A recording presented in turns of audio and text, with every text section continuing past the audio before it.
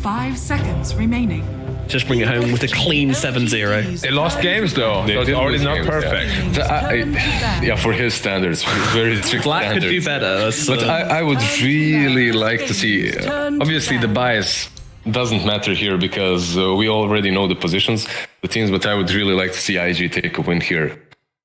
A map or a series? Just a series even, and just a question mark at the end. Enter.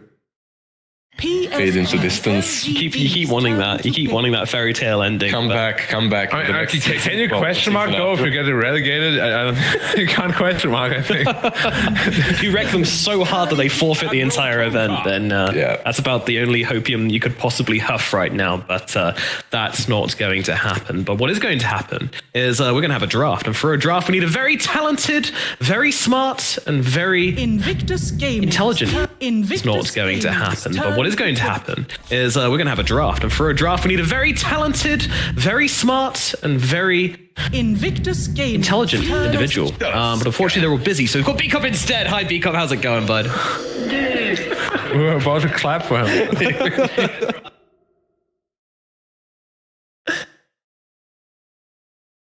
Basking in it. Soaking in all the attention, all the compliments, and then 10 seconds. Never let your guard down, B-Cop. That's a lesson here. 5 seconds. I know Matt does that to a person. I've known him for a while now, and he's kind of like that. It's a roller coaster with him all the time, like up and down. You know, some people are analysts, some people are commentators, other people are throw under a bus person. Throw under the bus person. Is that what my tag's going to say now? Throw under a busser. Yep. All right. Well, let's get into the draft for this first game and see exactly what kind of ingredients LGD are going to be cooking with for this first game and what IG are going to be responding with. And we start thinking, oh my God, what are you doing, LGD? Let's have some fun, guys. Brood conflict. Take it easy, guys. Let's relax. Broodkunka. No, actually, it was with VCOP this morning. I was saying that I feel that the top team should always play to their level. They shouldn't ever mess around, at least not in official games. 10 seconds remaining. No, they made the punch work, to be fair. Gaming's turn to ban. They did. It's all about the discipline. Because if you keep the discipline, you will not form bad habits. If you don't form bad habits, you will stay on your level. If you mess around a little bit, it's going to be fun. I feel like the lighting is slightly off for every single IG player. They all just look like that despair emote. They have cats, though, jumping around. Oh, yeah, they do. Look at that. Oh, you can't be sad when there's cats around. They're fine. PSG.LGD. I got cats. LGD usually have cats. Invictus Gaming. Yeah, but I saw one right next to Frisk. And has cats. I mean, they're lucky, right? Cats are awesome. They're lucky, aren't they? I never had a cat. Yeah. Like, never. My mom hates them. Why? I don't know. Is she one of those people that think cats are not affectionate? Yeah, I probably think that way as well. 10 seconds remaining. Most people do. I just like cats. I like dogs. I like all animals. 5 seconds remaining. What about Broodmother Set? Yeah, I actually love spiders. They keep mosquitoes away from me. Like, I appreciate them. Would you own like a really fat, hairy spider in like a cage? If he would be... No, not in a cage. Only if he'd be hunting. If he's useful. Just hanging around your house? Just hunting those mosquitoes, because I goddamn hate them. What if it's hanging like over your head all the time? Sure. He's your bro, right? He's like, I love you. There you go. There you go. Ew. They're pretty cute. That's just... I think I really don't understand his raccoon hate. How can you hate? So adorable. They're like one of the cutest animals, full stop. Yeah, but they're not really considered vermin. Invictus Gaming's turn to pick. PSG.LGD's turn. Wow, thank you, Statsman. Yeah. Oh, heartbreaking. What percentage are they raccoon and what percentage are they panda? 0% panda. Wow. Just because they look alike a bit and that's it. Oh, okay, thank you. Thank you, B-Cop. Woo! Woo! Wow, Pangolia's brood counter, unheard of. It is A surprise pick, can it work out? Lizard, please tell me. I really think that this Pangolier can work out. We will see if it will. It's in IG's hands. IG are known to have Hands. pretty good Pangolier player. Well known for having hands. Yeah. All of them actually have hands. PSG. And like that those joke. hands are very capable of playing Pangolier on multiple different positions. So we'll see what IG. Quick hands, does fast it. reflexes. Yeah, most likely offlane, right? Playing Pango here. But they do get the Bane on the other side Oh, to mess with Pango that tough. Pango. It's a lane, actually. Mirana so good here though. You got It's Kunkka not to set it up, you got Bane to set it up, And we you got see Brute to set it up. Yeah, we how does the Brute set up arrow exactly? Tell me. You slow him by Still couldn't follow 40%. So that slow is good enough for the For setup. Sync Q, yeah, 5% would be good enough. Of course. So anything really is a setup. You just buy Orb of Venom, right? Yeah. I think he probably buys one himself. He's like, one shot? Okay, I got you. Bam. tagged. Perfect. I can't dodge this any longer. Oh, cat. IG's cat. We see it. Awesome.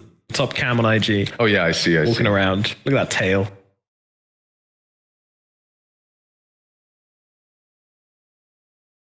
Of course. No, Do you reckon he kisses a cat before every I feel arrow? like PSG. look, any position 4 that plays a Mirana right now does not need a setup. It's just nicer to have it, right? But Yeah. they don't truly need it. Worst case, you just buy their own setup. Mules. Yeah. Like, do I need training wheels on my bike? No. Do I still use them? Of course I do. It's just easier.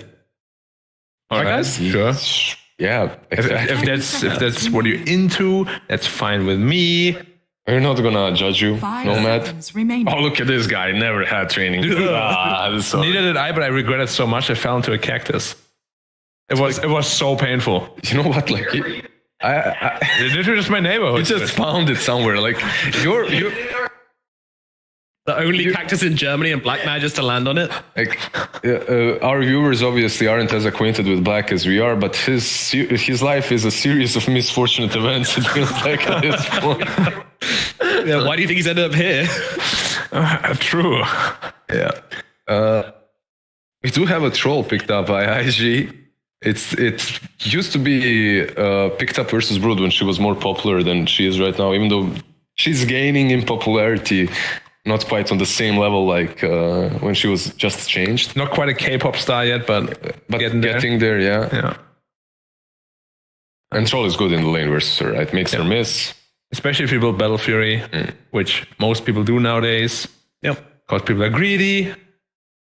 Greed is good. Greed is good. What? Say it. Invictus Gaming's turn to ban. Yes. Too much greed and you lose. Just enough greed and it's perfect. Too little greed and you'll miss out. Wow. Were you the kind of like- person that would write grid is good like multiple times, or you would write grid is good and then put a number afterwards? A massive number. Massive number. But if you put too much, it goes to 0. Does it? Yeah, if you put too many zeros, it actually, instead of giving you resources, it takes everything away from everything away. you. It was such a good quiz. You're really greedy, man. I put a lot of zeros. Yeah. But I never realized why I put to 0. But then when I grew up, I was like, oh yeah, that makes sense. Too much greed, and then, you know. That's the. They try to teach you something. Icarus. You were just too young. Flying too close to the sun. Yeah. Absolutely. Invictus Gaming's turn to ban. PSG. Indeed, yes. Turn to pick. Why did they ban the Lena, B-Cup? Invictus Gaming's turn to Wind Ranger at your service. Because of the... Yeah, it makes more sense, yeah. Let's checks out. Okay. What about Wind Ranger, though? Wow. How many games did Wind Ranger play in DPC? Like 3? 2? She lost 2 that I remember 100%. And she won 1 that I remember. Yeah, so 3. Give me a minute. I was going to say 3 because I'm always right. So what are they going to last pick? Blizzard. what do they need here? Is it a mid? Yeah, it's a mid. They go with the Void Spirit, like I thought they would, of course. Yeah. She's played 4 games and has won 2. 2-2. What a guy, what a guy. 2 for 2. To be fair, you didn't have enough time to say Void Spirit. Like, I know that you thought Void Spirit. You saw it. You saw my... Yeah, I was opening... in the shape of war. It was my mouth were opening. I mean, it's emo and Storm is banned. I mean, it's... Sorry, very impressive. It's good. Thank you. Storm was banned out. Ember, I believe, was also in the pool together with Void Spirit, but they take him... Said it's he naturally builds duels. I guess that's kind of fine versus Wind Ranger as well. Like you get that control against her until she gets that BKB. Yeah, good against Brute too. She's gonna build into Orchid. You have the step, kill all the spiders, kill the spooders. You can follow the Brood across the map as she's trying to be sneaky. Kind of weird. Okay. LGD is such a bully though. Comes in handy. Why did they go so hard on IG? Kunkka Brood straight off the gate. I'm gonna go LGD, by the way. They didn't end up with the Wind Ranger. Do you like that?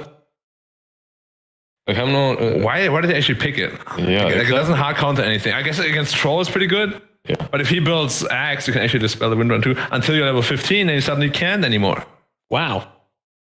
So you probably won't see Aghanims because level 15 is not that it's not that high level. Thank you, Black, for leading us on that journey. B-Cup. What does that say?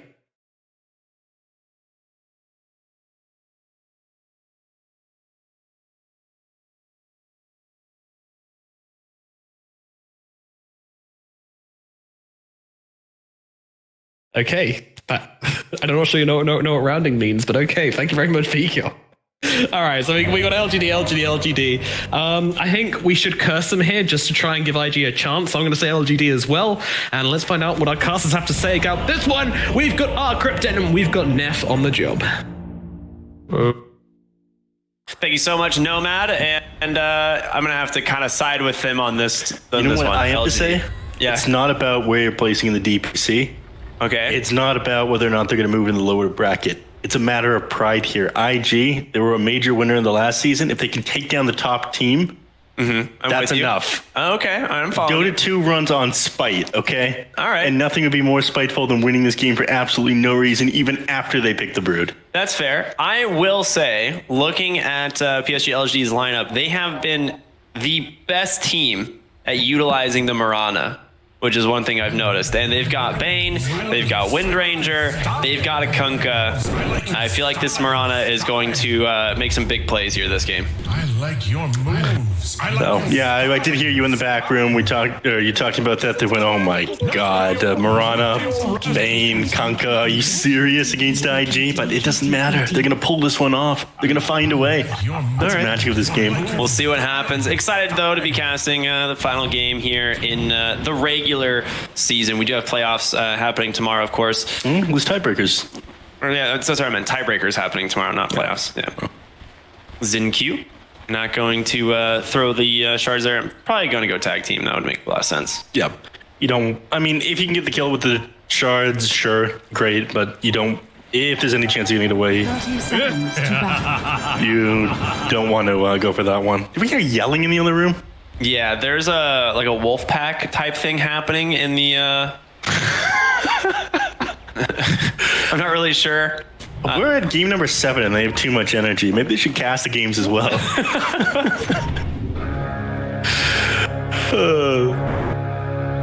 I imagine they know exactly where they are, and it's not going to be long before this one gets dewarded here. But it's going to be... Why? This is risky, yeah. Remnant's going to pull him back. Tag team comes in from Frizz. Nice Nightmare, but they've got the body blocks, and First Blood's going to go the way of Emo's Void Spirit. That's about as bad as it gets as far as a start. But IG feeling pretty happy about that one. I mean, it's a hell of a way to get to Emo started, playing one of his signature heroes here. Andy gets himself First Blood. Nothing to say he's going to have his work cut out for him for sure. I think they got 3 of the runes as well. Was it 2 or 3? Yeah, they did get 3. Yeah, IG getting 3 of them. Jin Q managed to pick up the last one. This one was It's a nice find. That arrow being off the mark made things a little bit more difficult for them. Just too much damage coming out. One of them would have been stunned up, wouldn't be able to survive that. He was taking a lot of damage from Nothing to Say here, so he's getting the punish. Thankfully, he's got the tower armor back here. Wave is exactly where he wants it to be. I take that back. He does get one of the last hits, though. Yeah, I mean, he doesn't, he's probably not feeling too great about, his state of the lane, but the First Blood helps him out a ton. He still managed to get level 2 off that wave, so he's all right. All right, Y just gonna mess with the Tusk a little bit here. Obviously, a tag team very good with the Pango, but it's gonna be the safe lane Kunkka again, so pretty easy lane for him. He'll be able to just kind of out-sustain. And I think they got the beat down a moment ago when we weren't paying attention. Nemo, is he gonna go for this one? That's a Remnant, he's got a decent chance. He's gonna go for it.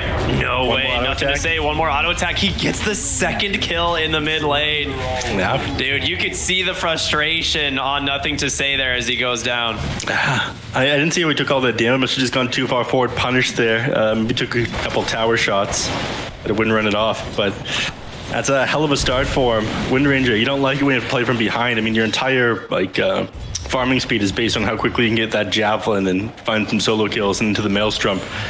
You slow down the start of the Wind Ranger's game, then it certainly doesn't get any easier. Kunkka? Kunkka taking a decent chunk of damage here, but he's gonna be okay. Nightmare always makes plenty of space for him.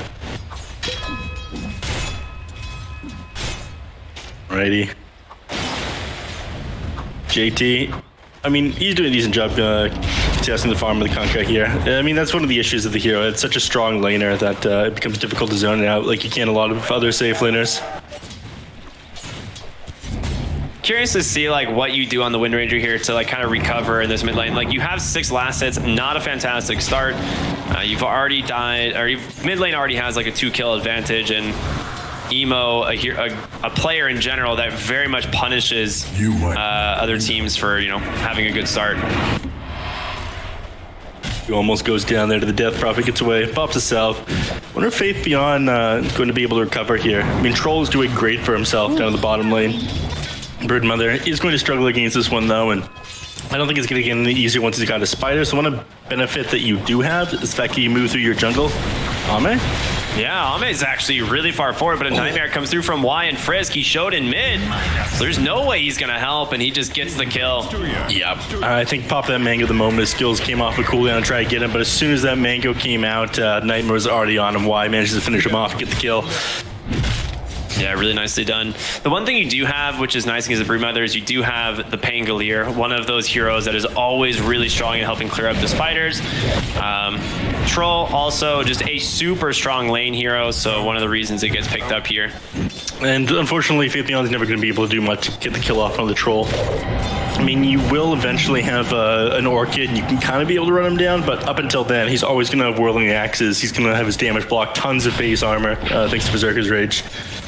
Yeah, the spiders do not do well when they're missing almost all of their attacks. Yep.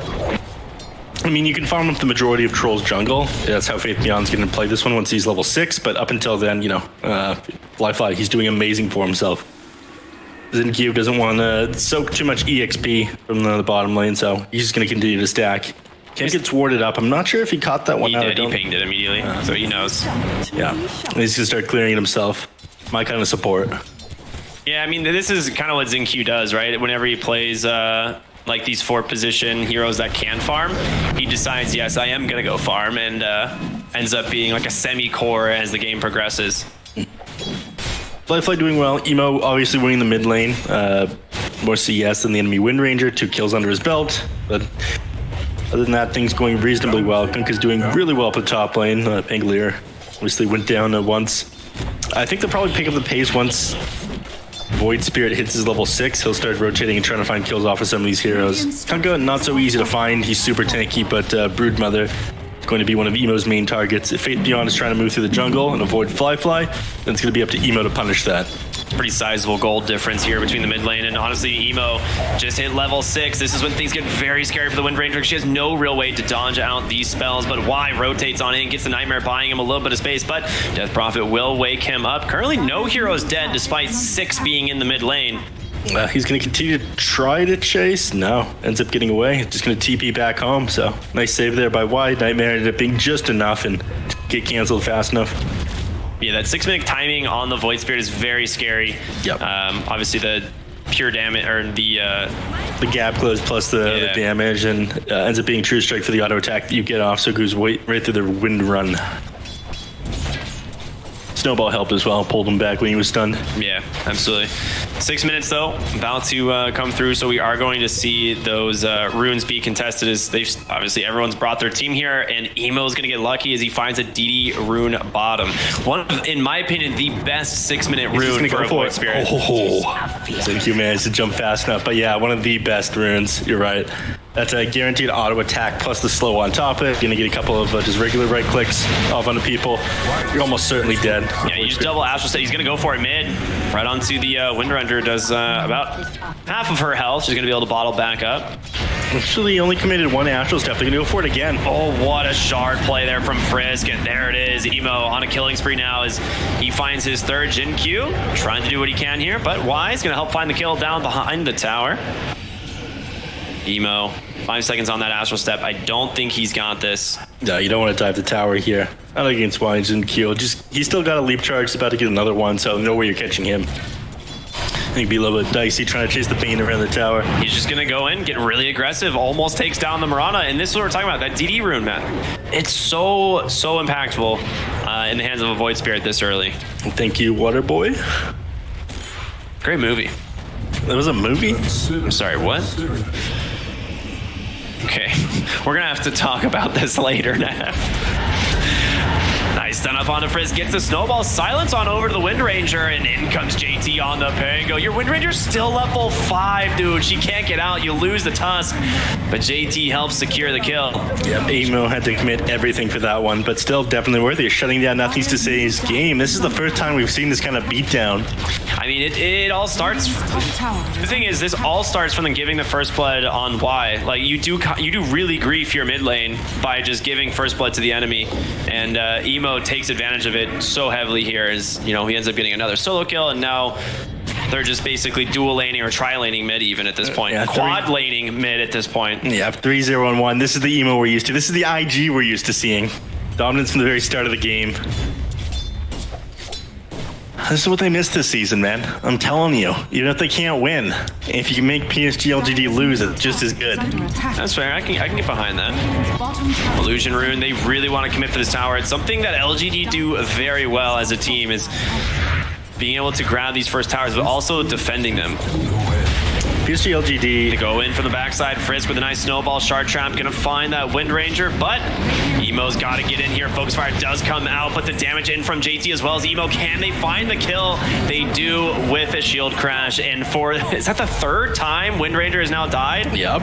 JT still has Rolling Thunder up on the side, banging them drums. Yeah, that's an intimidation play right there. Yeah, you stare at them in the eyes while you queue up your Rolling Thunder, but they're going to try to go for this one, or at least get them off the towers. The creep wave comes in. I was waiting for this one. Gunka finally coming in, but silenced immediately. Yeah, very nicely done there by Ollie, and JT is going to be able to scout him so they know that he is here. You lose Tusk. Nice rotation in from Faith Beyond. The Spiders are here, and they'll claim themselves 2 kills in return. Now, IG, they do need to defend their own tower here, right? Like, you cannot afford to lose it. You have this Broodmother, of course, that's just been basically left alone bottom for a little while now. As they did go ahead and rotate Troll up top. We haven't really had a chance to talk about this yet, but why is this so important for LGD? Tower? No, like, why is the moving Troll out of that lane? Like, what does this do for Broodmother here? I mean, it just wasn't safe down there anymore. No tier 1 tower available. Fly is much safer up here. You can't TP anyone to help, and you run the risk of just getting run at by either the Kunkka or the Wind Ranger far from your team, and they're not going to be able to come to assist you.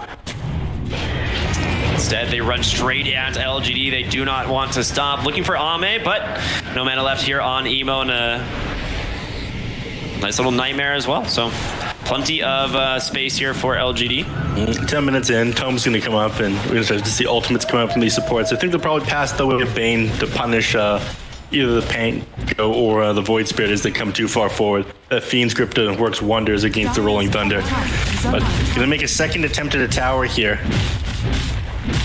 The scary thing you have with LG's lineup is if Frisk is not close enough to save you from like a Nightmare arrow, you're in a lot of trouble. Nice silence in from Ollie. Shards off the mark though. They do get the tower. I think he was expecting to get one leap off before that silence ended up connecting. Why?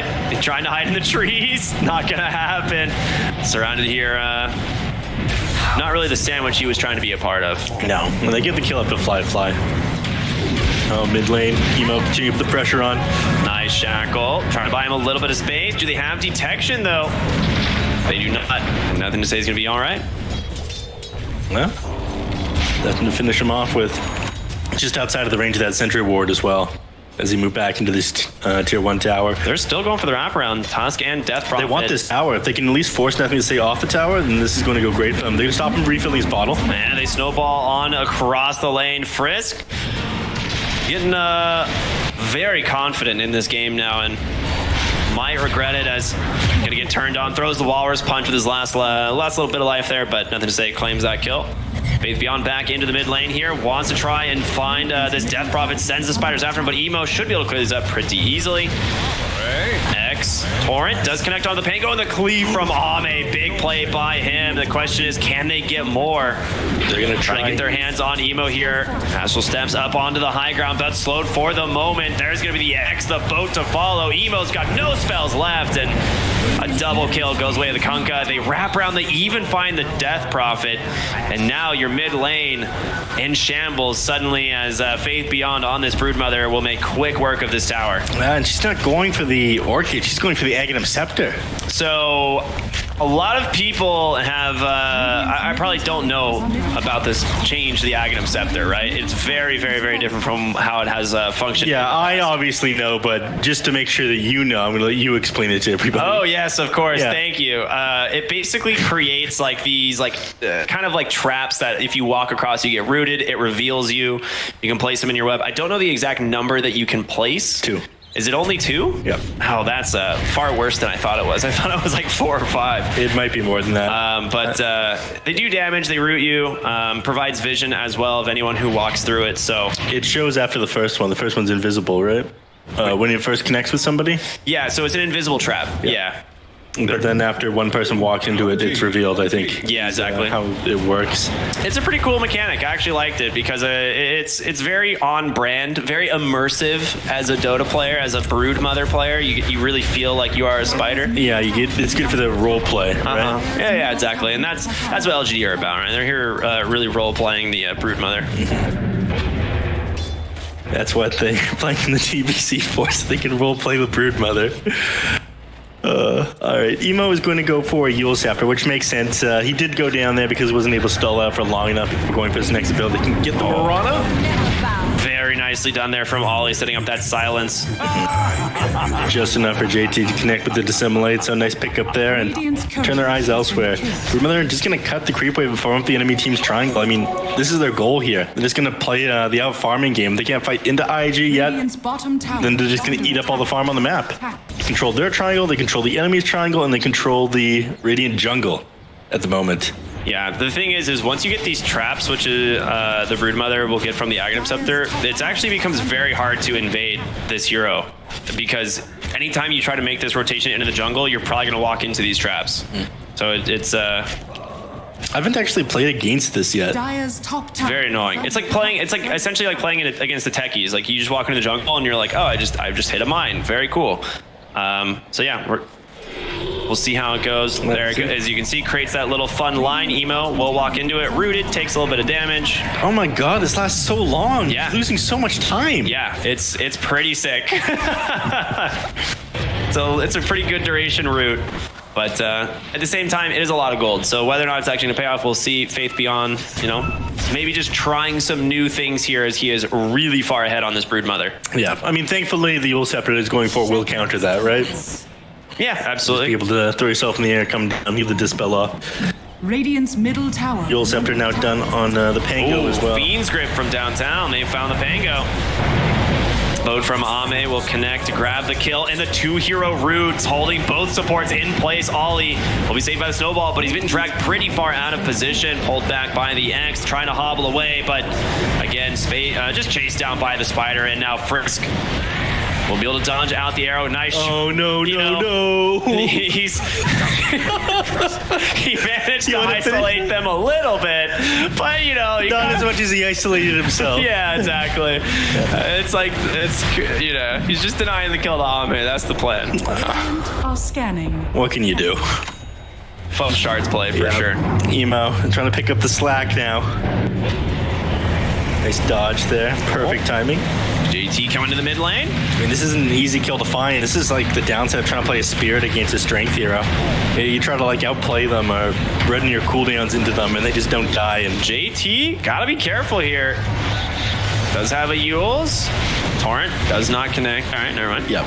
You can see Faith Beyond on the backside just looking. He's waiting for one of these supports to show, and he puts the trap down. Biding his time. Yes. Emo caught by a shackle. Two-man torn into the boat as well. Does he survive? He does just barely. Troll still asleep. Frizz comes in, able to help find that kill. Onto Kunkka. Why? Trying to run away. Ollie doing a decent amount of work here on this Death Prophet, but unable to finish him off. There's another rune from the Broodmother. Is able to grab Ollie as well. Cleaning up those spiders. Well done by the Pangolier. Why? On the backside gets a nice Nightmare. Shackle comes out onto the Void Spirit, but there's no follow-up damage. And JT trying to do what he can on the backside, able to grab one more support, but he's out of resources. Fly, can he get the spider? He gets him. Can. Almost 600 gold for that one. That is going to be big. The only solo to that fight was the fact that you ended up taking down Faith Beyond. Otherwise, that's awful. This Aghanim Scepter is doing a surprising amount of work. Is it? I can't tell, really. Like, he caught the supports for a moment, and it's just like, all right. The Death Prophet? Yeah. It's hard to tell. It's hard to tell if the impact is there, or if you would rather just have like a, an Orchid plus like half another item. You're not afraid of spiders, are you? You're afraid to give Broodmother too much credit, otherwise you'll see them inside your games. Yeah, I love Broodmother. Big fan of that hero. Yeah. Well, I do like the PSG.LGD is thinking outside the box with this build. I mean, I think a couple people have gone it. It was bugged out for a little while, the Aghanim Scepter. I forget what it was it did while it was bugged, though. I don't remember. It was something that pretty much no one. I think you couldn't see it after it activated or something like that. Oh, maybe. Yeah. Now after the first person connects, you can't see it on the ground. But even though Ollie could see it there, he ran right into it in that previous team fight. Yeah. And ends up hitting you for the full duration, even if it ends up expiring not long after it hits you. All right, into Roche they go. Tag team plus Troll, pretty good combo. Arrow comes through, it connects onto the Void Spirit. The question is, can they stop them from finishing the Roche in time? Moonlight Shadow, they're going in. Emo out of the pit, Rolling Thunder coming through, they get the kill. Aegis goes the way of the Troll. Fly protected by the BKB for the moment. You've only lost Tusk. Not that bad of a start on the backside. They find the Wind Ranger way too far forward.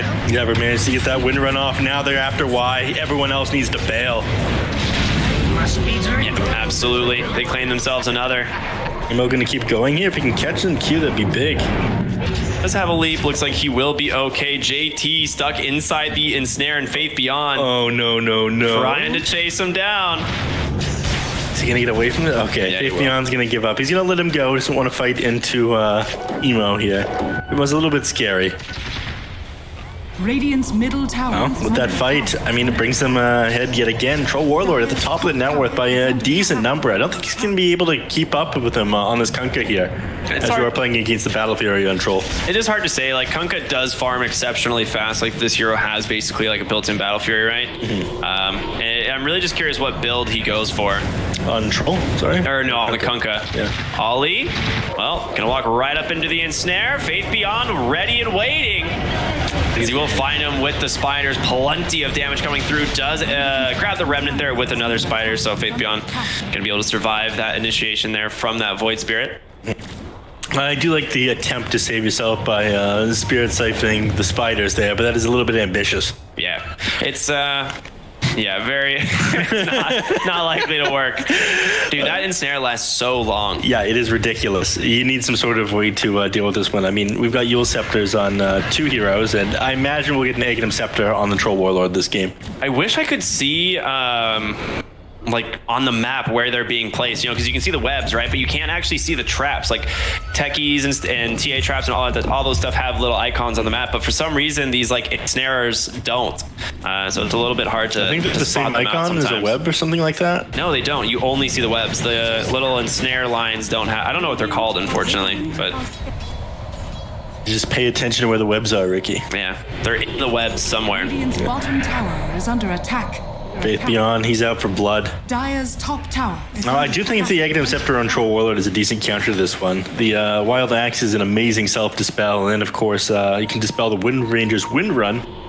Wild Axe is too. Well, until she hits 15. Or what else we got here that you can dispel? A Nightmare from Bane, if it's on one of his allies. Is still the axes out onto them. Interesting. I mean, it'll wake them up anyways, but still. Any damage would. Oh, nice initiation, but Spider's there to tank it again, and why? Gonna try and hobble away, disarm for the moment. Nice jump in from JT, though, as he will be able to finish off the kill. And Snare holding this troll in place for the moment.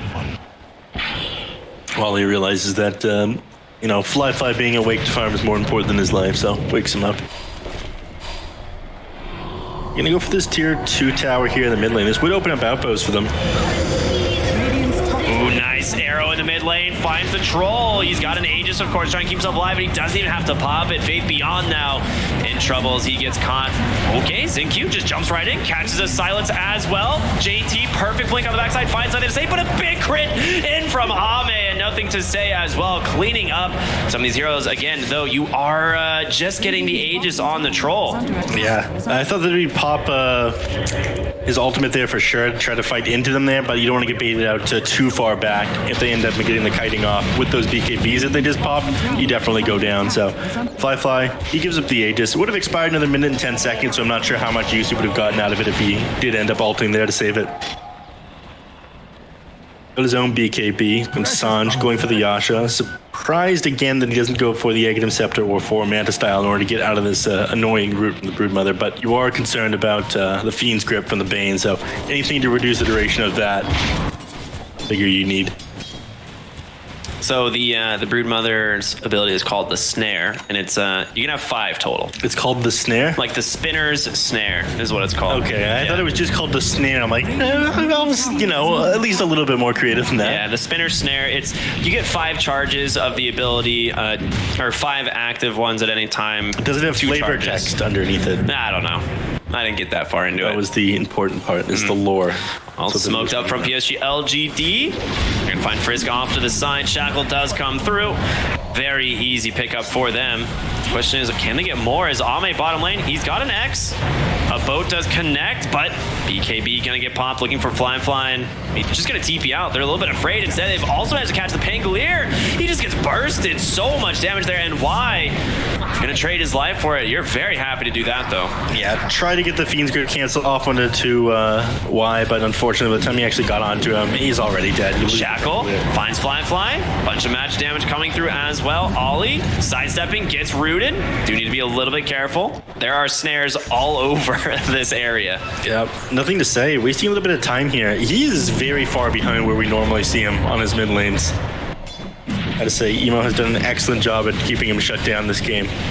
And we did talk about that. You usually want to be able to build the Javelin into a Maelstrom if you're farming up on the Wind Ranger. Holy jump in, arrow will catch Frisk. Zinq doing a decent chunk of damage, but they found nothing to say here on the Wind Ranger. Snowball comes through, they finish her off. Emo, nicely done. Well found by him. My path leads to riches. Just to prove his superiority over nothing to say here. Again, he's got something to prove. He can take down LGD. I mean, it's not going to make for the fact that you're getting relegated down, but it's going to feel good. Well, Yules from JT to try and chase them down Faith Beyond, but looking a little bit silly right now as he's going to have to run the other way. Faith Beyond get... Wow. Nice dodge of the Silken Boa there. What an annoying hero to play against. A bubble. Is it Frisk from downtown? 30 HP, very nice. Calculated, of course. He could have popped the smoke if he needed to there. That's true. Would have disjointed it. It might have been a waste of a smoke, but, you know, man obviously did math like you said. This Broodmother has gone for Aghanim Scepter in order to drop these Spinner's Snares from further away. You mean Aeon or Aether Lens? Oh, right. Yeah. Or Aether Lens, yes. Yeah, the Aether Lens, I mean, I think he's going Octarine, maybe, right? Like lower cooldown on spawn Spiderlings as well as the snares. Absolutely insane. Yeah, it looks like Faith Beyond is really, digging deep here on the creativity scale. And speaking of PSG.LGD, I didn't think that Ame would end up keeping up with the Troll Warlord, but he's actually surpassed him in net worth now. Kunkka's a good hero, man. It's also one of Ame's specialties at the moment. He's just crushed it on this hero recently. Nothing to say, he's been crushing a little bit more. Looking very fancy in that one Roche Pit fight that we saw. That is true. Absolute beast. That was the Aster match, right? Maybe, yes. I don't know. It's hard to tell. There's been a lot of Dota. Snare mid lane. Gonna find one. Now two for fun, so they will know that they're there. Throws a second snare. Emo walks up. Frisk gets caught as well. Even Fly and JT. 4 heroes rooted in place. Snowball gonna come through. Jin Q taking him really far away. Can they actually get out of here with this one, though? You've managed to trade Death Prophet for the Mirana. Fly in some trouble. BKB comes out from Fly. Nothing to say, able to walk away as well. This is the most awkward engagement I think I've need to get out of ever here. seen. They've used their BKBs. They've used everything committing this far forward. And now they found Ame. He's got a BKB, though. Gonna try and just crit down Frisk. Does have a torrent. Doesn't connect with it. Faith Beyond, though. Well, they've got a Fiend's Grip out onto Emo. All right. Set up by that another spider snare just happens to be there. Sorry, Frisk. Can't get away. It really feels like they're playing against the techies. It does. I mean, they commit so far forward there. They take this super roundabout fight. They can't finish anybody off. They just get the Mirana and that's it. But I think they realized partway through that they committed too far forward and there was very little way to get out. It's one of those things like the spider snare is something we don't ever see, and I bet you they have probably played less than 5 games against like a broodmother who has these spider snares and maybe not know how exactly it works. So while the spider snare is still active, if you walk into it, you're rooted for the full duration, not until like it expires. Like, and they just like walked 4 heroes in and all take these like super long routes. Fly still seems to be in a good mood, but we'll see how long that one lasts. I want to see the look on Faith Beyond's face when he throws these spider stairs at the people when he catches multiple heroes. I imagine this guy is having a super good time. Oh, he's having a blast. I mean, I'm curious if he is going to the Octarine or not. I'd imagine if he has this Aether Lens, he has to be. But we'll see. Right now, just sitting on a little bit of gold. We'll figure out where he goes after that. Same items queued up, yeah. Oh, no, he's got a Ghost Scepter, so he's going E-Blade, maybe. That is very good against the troll. X will catch the Pangolier. Nice snowball to save. Pops the BKB and instantly cleaved down. Emo comes in, doing a decent chunk of damage. They find a 1-for-1 trade. They're going to buy back on the Pangolier. Nothing to say. Trying to get his hands on Frisk, but will be pushed away thanks to Fly. Absolutely off the mark with those wild axes as well. So not going to attempt to chase that Wind Ranger. That was amazing timing there on that cleave. There was no chance the Pangolier escaped from that one. The moment the snowball connected and the heroes came out, he ended up hitting them with the Tidebringer. Radiant's middle tower. Playing around the Roche pit. I want to give up Roche again. IG, they do take reasonably good fights around the Roche pit. They smoke up. Faith Beyond going to drop another snare across the ramp here. Try and find these enemy heroes, but it's going to be Emo on the backside trying to jump in. We'll just go ahead and walk right into the pit instead. Roche getting baited out. Emo. Nice remnant initiation there. They take down Y. He's got buyback and 10 gold. So they managed to find the Brood. JT Yules a chain stun him down. They get the kill. That's a big one. Faith Beyond without buyback, and now they managed to find the Brood. JT Yules a chain stun him down. They get the kill. That's a big one. Faith Beyond without buyback, and now they walk right into the pit. They've got this exorcism already going. Mirana respawns in 3 seconds. Bane does have buyback available, but I think they realized this one is too far gone. Without the Broodmother, they're not even going to try. That's it. Second Roche goes the way of IG. These are what's keeping them in the game. These fights around the pit, they're doing such a great job on. Yeah, the shard is pretty good as well. Radiant's They pass that one over too. Oh, they find here in the jungle. It's going to be Mirana. Nothing to say. Does get a nice shackle to try and make some space. And Frisk manages to survive. They get a silence off as well. Going to try and chase him down. Feared for the moment. Ollie doing work. Beautiful shards, but nothing to say. Protected by the wind run. Turns it around. The Focus Fire will end up trading his life for the Tusk. Probably the best scenario for him. Yeah, but a fantastic got more gold play. For that one. How is that allowed? 4v1, you know. It's 467 gold for killing that Tusk kid with 5.7k net worth. Yeah, you know, it's fine. We don't have to dig too deep into it. Emo now with the double kills. He finds another pickoff onto Y. Dude, Y is having a really rough game. I mean, He's getting off the Fiend grips that he has to. He's just going down a lot, positioning his hero very far forward. It would be a little bit less the case if Ame were part of these team fights, or your Kunku was mid instead. But you have no real frontliner, so Bane has to play kind of far forward in order to scout the enemy's head. And if they lose him, then it's not as bad as losing one of their other heroes. Yeah. Dire's structures are fortified.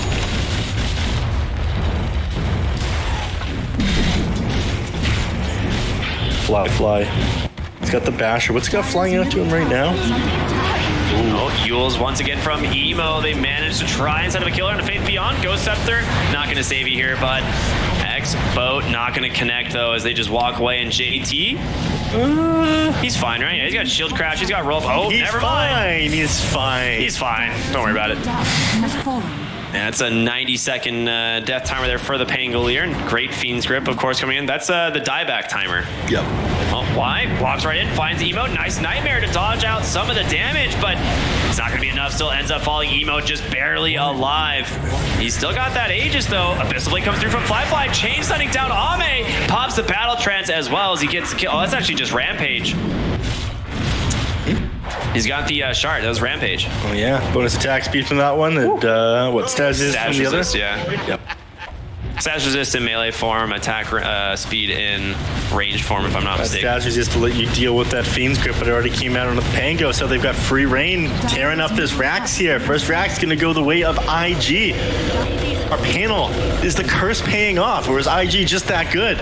It's hard to say. Part of me looks at this game thinking, like, I wonder what it would be like if this Broodmother didn't have an Aghanim Scepter. If our whole panel didn't predict PSG.LGD as the victors. Yeah, it'd be a very different game. Things would, turning out a little bit different. But, you can see right now 11, 3-13, 10-0, and 11. IG having a fantastic game for both of their cores. Troll Warlord. We'll see if he can keep up with his deathless game. Snare into arrow. Jinkyu goes in, gets the kill, but gonna fall right down into a remnant, and they got plenty of damage to finish it off. They are holding down this Troll Warlord, and a lot of burst damage is there, but they are too afraid to commit for it and be forced to back out. All right, Faith Beyond, this is getting ridiculous. Yeah, this is absolutely insane. I really think that Fly is going to have to build an Aghanim Scepter for that self-dispel whenever he runs into these things, because it roots them for a fairly long time. It's pretty funny. Yeah, they're going to need things like Heaven's Halberds as well, but that is non-dispellable, of course, with that disarm. Faith Beyond. Nice Yule's play. Goes for the Remnant, does connect with it, and Snowball to come through. Goodbye, Spider. Another death there on the Broodmother. Yeah, they commit a lot for that one, but it is definitely worth it. They brought the lead back up into their favor. 6k net worth advantage now for IG, and looking to take the last of these two outer towers. And they still got Aegis for, another 50 seconds. Emo feeling super confident on his way into this Aghanim Scepter. He is just having this is going to be so good. Amazing Jumping game. the back line, Mirana and Bane are going to have such a miserable time once he's got this one done. It's only 700 gold off. Yeah. Dire's top tower. Emo jumps in, finds Mirana. He knows that she's already there. The question is, can they burst it down? Nice shackle in from Nothing to Say, but do they have the damage? 28 seconds still on that Aegis. So yes, you do grab that, but you gotta try and kill Emo twice. Arrow perfectly timed. Focus fire still available. All right, Emo. Yeah, that might have been a little bit too far. Yeah, a bit. They might drop the question mark on him this time. We'll see. No, nothing but respect X for... onto Ollie. Does get Lotus Orb, but there's no way he survives this, right? They are in pursuit, Nothing to Say. Gets the shackle, focus fire, and another kill going the way of the Wind Ranger. Now 2 heroes sidelined for 50 seconds. That was an illegal angle, in my opinion. An illegal angle? Yeah, he definitely shot him from, the other direction that latched onto the tree. I see. Yeah. Oh. Back into the game suddenly, PSG.LGD. They are still down a lane of barracks, right? But pulling the gold lead a little bit back towards them. Or not, rather, in favor of them, but, chunking away at IG's lead here. Exactly. They'll probably not do much for the next 20 seconds here without the Void Spirit. Not feeling too confident. Fortify. They could try to protect this tower if they wanted to. In fact, they need to be a little bit careful. He feels so strong as a thing, and 2 heroes are still dead. They are going to go ahead, fortify up. Fiend's Grip does come through, but instantly saved thanks to Frisk. And the question is, can Fly actually do anything here? He's going to be forced to battle trance, and goodbye, Ame. No chance at all. He's going to kite him into the snares. Fly just chunks right through, nothing to say, and Emo to finish him off. Beautifully done here by IG, and they even take down Y. Faith Beyond, the only hero left here. And they're not going to be able to clear out this wave either. This is the double catapult. They can run right down the mid lane and try to close this one out. You're going to be forced to buy back here on the Kunkka. Faith Beyond. All right, never mind. If they have Fortify available and Faith Beyond's cutting now, that's, I think, going to be the end of it. I mean, right? He does have to finish the wave for sure, so. The Fortify will take care of that one. Kunkka is going to be forced to buy back, but they're not going to be able to end this game. Troll can probably take down this top barracks in time. Like, they've still got creeps here. They've still got... JT comes in, they catch on, he's forced to BKB. Pretty much right away, JT got to be very careful. A lot of cleave time. And your Rax is gone. And yeah, the melee barracks, yeah, absolutely. Troll Warlord, baby. Arrow from downtown is going to connect. It does find Emo, but the question is, can they actually follow it up? I don't think they should. And they don't think they should either. It's going to let them go. I mean, you bomb back on Ame, you bomb back on Y. You got to find something. Spider snares are just everywhere. Yeah. That's the modifier on the map when somebody connects with it, so you do get notified. Spider snare. It's somebody. But another 30 seconds until Roshan. I think IG, they're content to just hold this area of the map until it does respawn. Next Aegis will be huge for them, just allowing Trolls to sit on the high ground and whack away at the barracks. They will have to push down the bottom lane where Ame is, but... Oh, they're jumping in, looking for Faith Beyond. Remnant, not going to connect. Very difficult for that to actually happen with all those spiders there. Spider snare holding 2 of them in place once again. This is absolutely ridiculous. Yeah, every time they think they can go somewhere, they just walk into more snares. It does, like, as funny as it is, it just doesn't seem like it's had much impact here on the Broodmother this game. It's been a little bit of an information tool, but... Lotus Orb, yeah, it's pretty good at getting people out of it. Yeah. Dispel.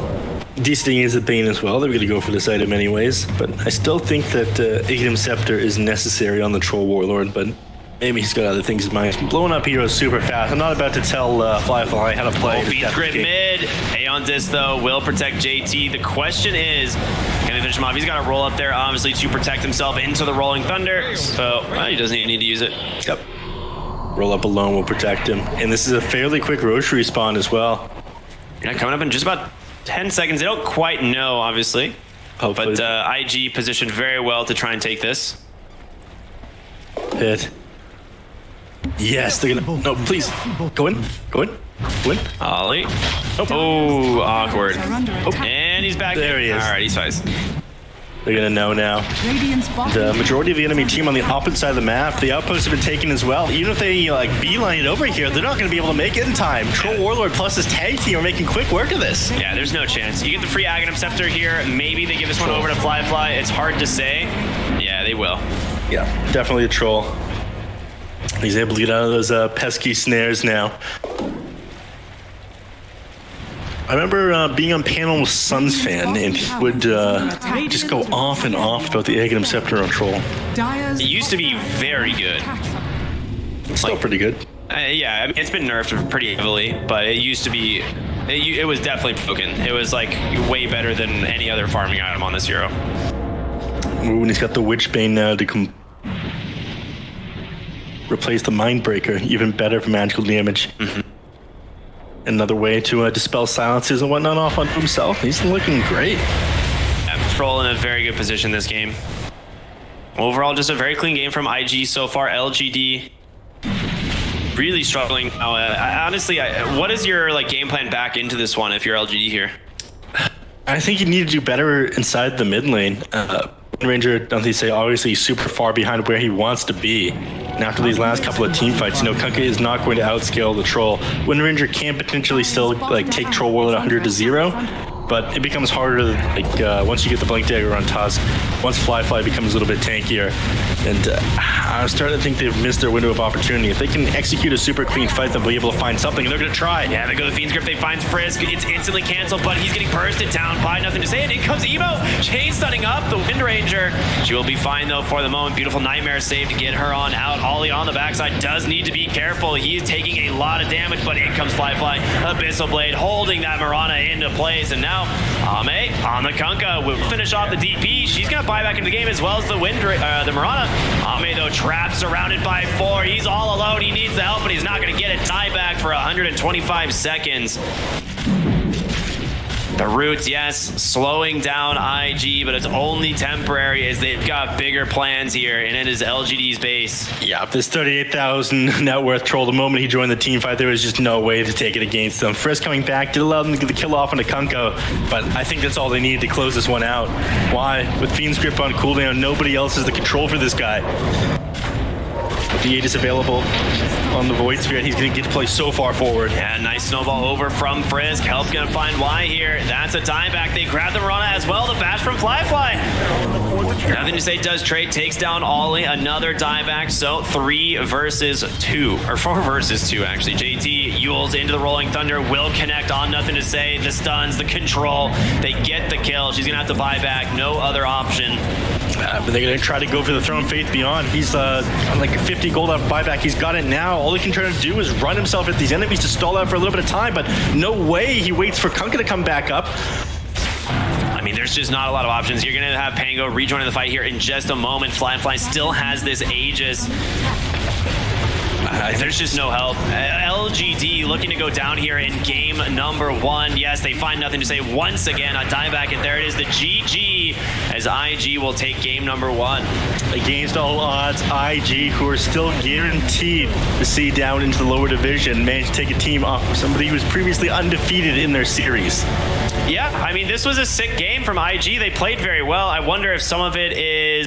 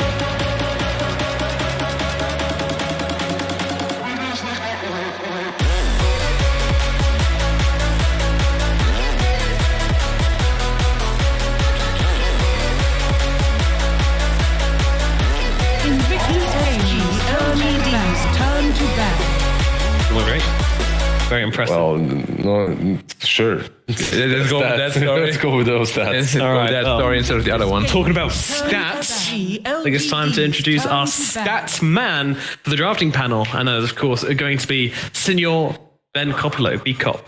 Got any stats for us?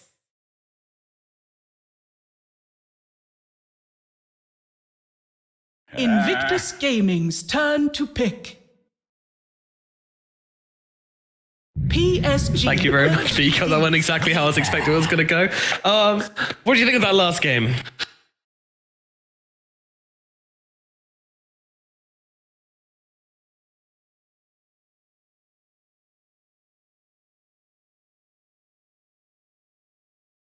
Ten seconds remaining. 5 seconds remaining. Game 2, you think they're bringing the full forces in? Yeah. The Tinker first pick. After all, like PSG.LGD probably wants to PSG end the season without a series loss. Yeah, but imagine losing games. Invictus Yeah, Gaming imagine. turn to They've already lost. How dare they? It's ridiculous. How dare they? What, win Division 1 without dropping a game? Did it? So Boom 6-1. Are they 7-0? what, win Division 1 without dropping a game? I don't think so. Boom 6-1. Are they 7-0? Has anyone landed a perfect? No, are you talking about the series or a game, B-Cup? Because I don't think anyone has won without losing a game. Maybe I'm wrong, though. Amateurs. 5 seconds remaining. Eventually. If B-Cup, if Invictus Black was Gaming's competing. turn to I mean, battle. that's why I'm not competing, because it would be boring. yeah. Which would mean the end match win rate would be a lot higher, because We're actually just waiting for the patch, right? yeah. You for AM, me for Meepo, and we're back. Yeah, but Meepo counts as AM. That's not fair. It's so good. It's terrible. So good. No, it's not. AM is my favorite matchup. Like, Dude, I lost the GI qualifier with Meepo when I played AM. yeah, it's unplayable. I was so mad. It's just unplayable. You know, pick our heroes, okay. I'm gonna, You're gonna blink here. Hello. net. There's no way to play. Yeah, it's No way of getting out. impossible. Do you think there was a little? Oh, we have ourselves a draft. draft. Game number 2 then. Yeah. Have Tidehunter and Disruptor as the opening from PSG.LGD. Very interesting, Black. What does this tell you? What do these picks whisper into your ear? It tells me they plan to run in the Tidehunter, and as the enemy disperses and runs away, you glimpse them back in. And then if IG wants to fight back, you press R. And if they don't, you press Q. And Holy kill 'em. gosh. That's pretty good as well versus sides, right? Like Yeah. Disruptor. So when you get it, you're not worried that they'll get that static storm against you. You feel like Static Storm should affect teammates, but in a positive way, that would be so sick. Invictus Gaming They move faster. Yeah, like more spell damage or something, I don't know. Sure. Or HP Why not? beaten. Like, why not? No, do something cooler than that. Like, Like what? I don't know. You're standing literally on a storm. The enemy's You should get something screen more. starts like, you know, when you go to TV and you go to the wrong channel and it's It gets Static. static, yeah. 5 seconds remaining. like tights. How about because it's the storm turns off their electricity and you have enough time until they... Static Storm? It's in the river. It affects the entire river because water conducts electricity. Yeah. Wow. Wow. Why And not? With Slada? Very Wow. smart. What a combo. Why did they pick Razor without banning out the co-op first? That made Because they picked the Razor to counter the Tidehunter. You think it's going to be a safe lane Razor? Well, it could just be a 5 Tide or 4 Yeah. Tide. They could... Or mid Tide. Yeah. Invictus Just Gaming's swap things turn around to and put battle. co-op on the lane versus Razor, right? Yeah. That's their plan at least. PSG.LGD. CQ is like, man. Well, What would he play? What do you think? I honestly think Skyrock looks pretty good. Sky Tide also pretty mean lane. yeah. Why is that good? Because you have like 80% slow level 1 or so. 10 Boy, Black. seconds Yeah, and remaining. in React, you can move 2 heroes. Minus, or is it 3 armor? 5 seconds remaining. Minus 3, I think. Gosh. For what, Gush? Yeah. -3. Yeah. Minus 3 armor, like 70% slow. What do you do? Can't run, can't fight. Gaming's Aye. turn to Wow. What do you do? Uncounterable. And if I you mean, it kind of die- explains why I like Weaver Razor so much, because you got this guy Razor running at you, linking you, storm out. You're like, oh no, I gotta run away. Then you get swarm on you. You're like, oh no, I gotta stop and take these bugs off me. What do? There's you gotta choose one way or the other. And then you have Puck as well 10 leashing you. seconds remaining. yeah. Then you have Snapfire throwing kisses in there. Yeah, they do. picked, Just like that. they picked Nyx versus the Snap, so And Puck. Yeah. And Razor. And Weaver. Pretty good. pretty good Nyx game. Yeah. Do you like the Nyx game, B-Cup?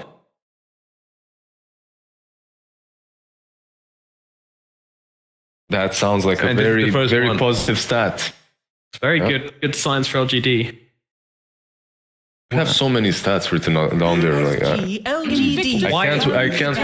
I can't wait for the next one you're gonna hit us with. Why is Nyx good against Snapfire? Is that dank infamy? Oh, okay, sorry. Yeah. Lizard. Well, you know that Carapace thing? Uh-huh. Like you can use it when she's using the ulti, 10 seconds remaining. and it will 100%. There you go. You come here. Okay, What nice. if BK bead? Well, And she's pretty farmed. She won't. She won't be. She It's shouldn't. not Be. 100% of the time. And then, she isn't also it? won't be ulting during BK because she will be right-clicking. But what if she buys BKB to stop herself getting Carapace? I'm just saying, 100% is probably not accurate. Nomad, are you the stats man or is Bcop the stats man? Are you doubting the stats, man? Decop's the stats man. Okay, we'll allow it. So they bet out what the Raid King on one side, expecting a carry. So another carry versus Razor. What do you? Well, not do. So it's Razor carry. That's what they're expecting as they're banning offlane on Yeah, I think so, yeah. PSG.LGD. Okay, so what else bothers you? Does Raid King actually bother you as a Razor? Don't you? Not really. LGD's Invictus turn to ban. Gaming's turn. You ban out something range that's far away from him. Drow Ranger looks kind of good. Yeah. Drow or PA perhaps, apparently. These supports really don't want to get one shot, do they? They're just Yeah, begging. PA as well, I agree. No, Yeah, they don't banned out. one-shot us. Oh, it's a good offlane for them though. It could be Quap safe as well. So they have to pick a offlane that's good against Quap 5 and seconds remaining. potential last pick. But they can swap, they can switch up with the puck. I guess everyone plays puck only on mid now, but there was a time when One puck You're a upon boy. Oh, great. Old man lizards to going off on his stories again. Once upon Let's a get you to bed. time, Puck was I turned 30 and it's all Yeah, downhill from here, man. Boomer stuff. They got pretty strong lanes on IG though. PSG.LGD. Oh, that's good. How strong? 7 out of 10. Okay. What about now? Oh, Okay. that's an 8 out of 10 now. Wow. So it's what, offlane Razor? Is that what you're doing? Yeah. And they put I mean, it's still adjustable, right? Yeah. 10 So, seconds. It's very flexible lanes for them. 5 what does seconds Armor like to play in this Just kind of game? stats. But you don't even know who's the carry, right? On the side of IG. Yeah, it's a tough pick. Probably it's Monkey, but it could be Weaver as well. Yeah, it's a pretty good They could draft switch- from IG. They could switch it up. So flexible. They can do whatever they want. Ambiguous. I think Can't really- they- Terror Blade looks pretty decent. I mean, they want the monkey versus Tide matchup. Yeah, but Razor against Tide is just as bad for Tide. But- Tide is not going to have a good game, so they might just relegate him mid. So many variables. Relegate. So many. Oh, You got it. You got it. I got it. Yeah. Sorry, Too, Japan. too soon still though, but They won the first game, yeah, they did. true. so they do not care about what I'm saying. Yeah, they have the I'm not positive listening. spirit around them for sure. Yeah, they're probably listening to stream right now. Like, Do you like TB here? I mean, I see what else like makes a ton of sense. Unless they want to just do Quap carry and pick another mid laner, which could make sense. Like Yeah, not Medusa. a stinker. Medusa seems. Medusa, all right. It's a little bit scary against Monkey and Razor because they're pretty immobile. You definitely need a Hurricane Pike, Yeah. but it could work. Razor usually likes that, right? Yeah, but Link her up, follow her around, they go with the TB. All right, they go with team. oh, It's so good.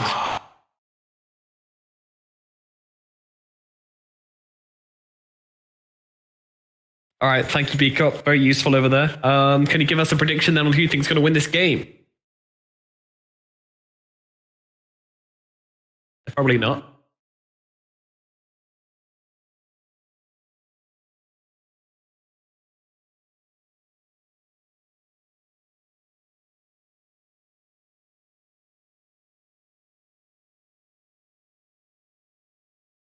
Cool. Thank you very much, Beacop. it's a lot lower than before. Yeah, no, they've Are we rounding it up or down?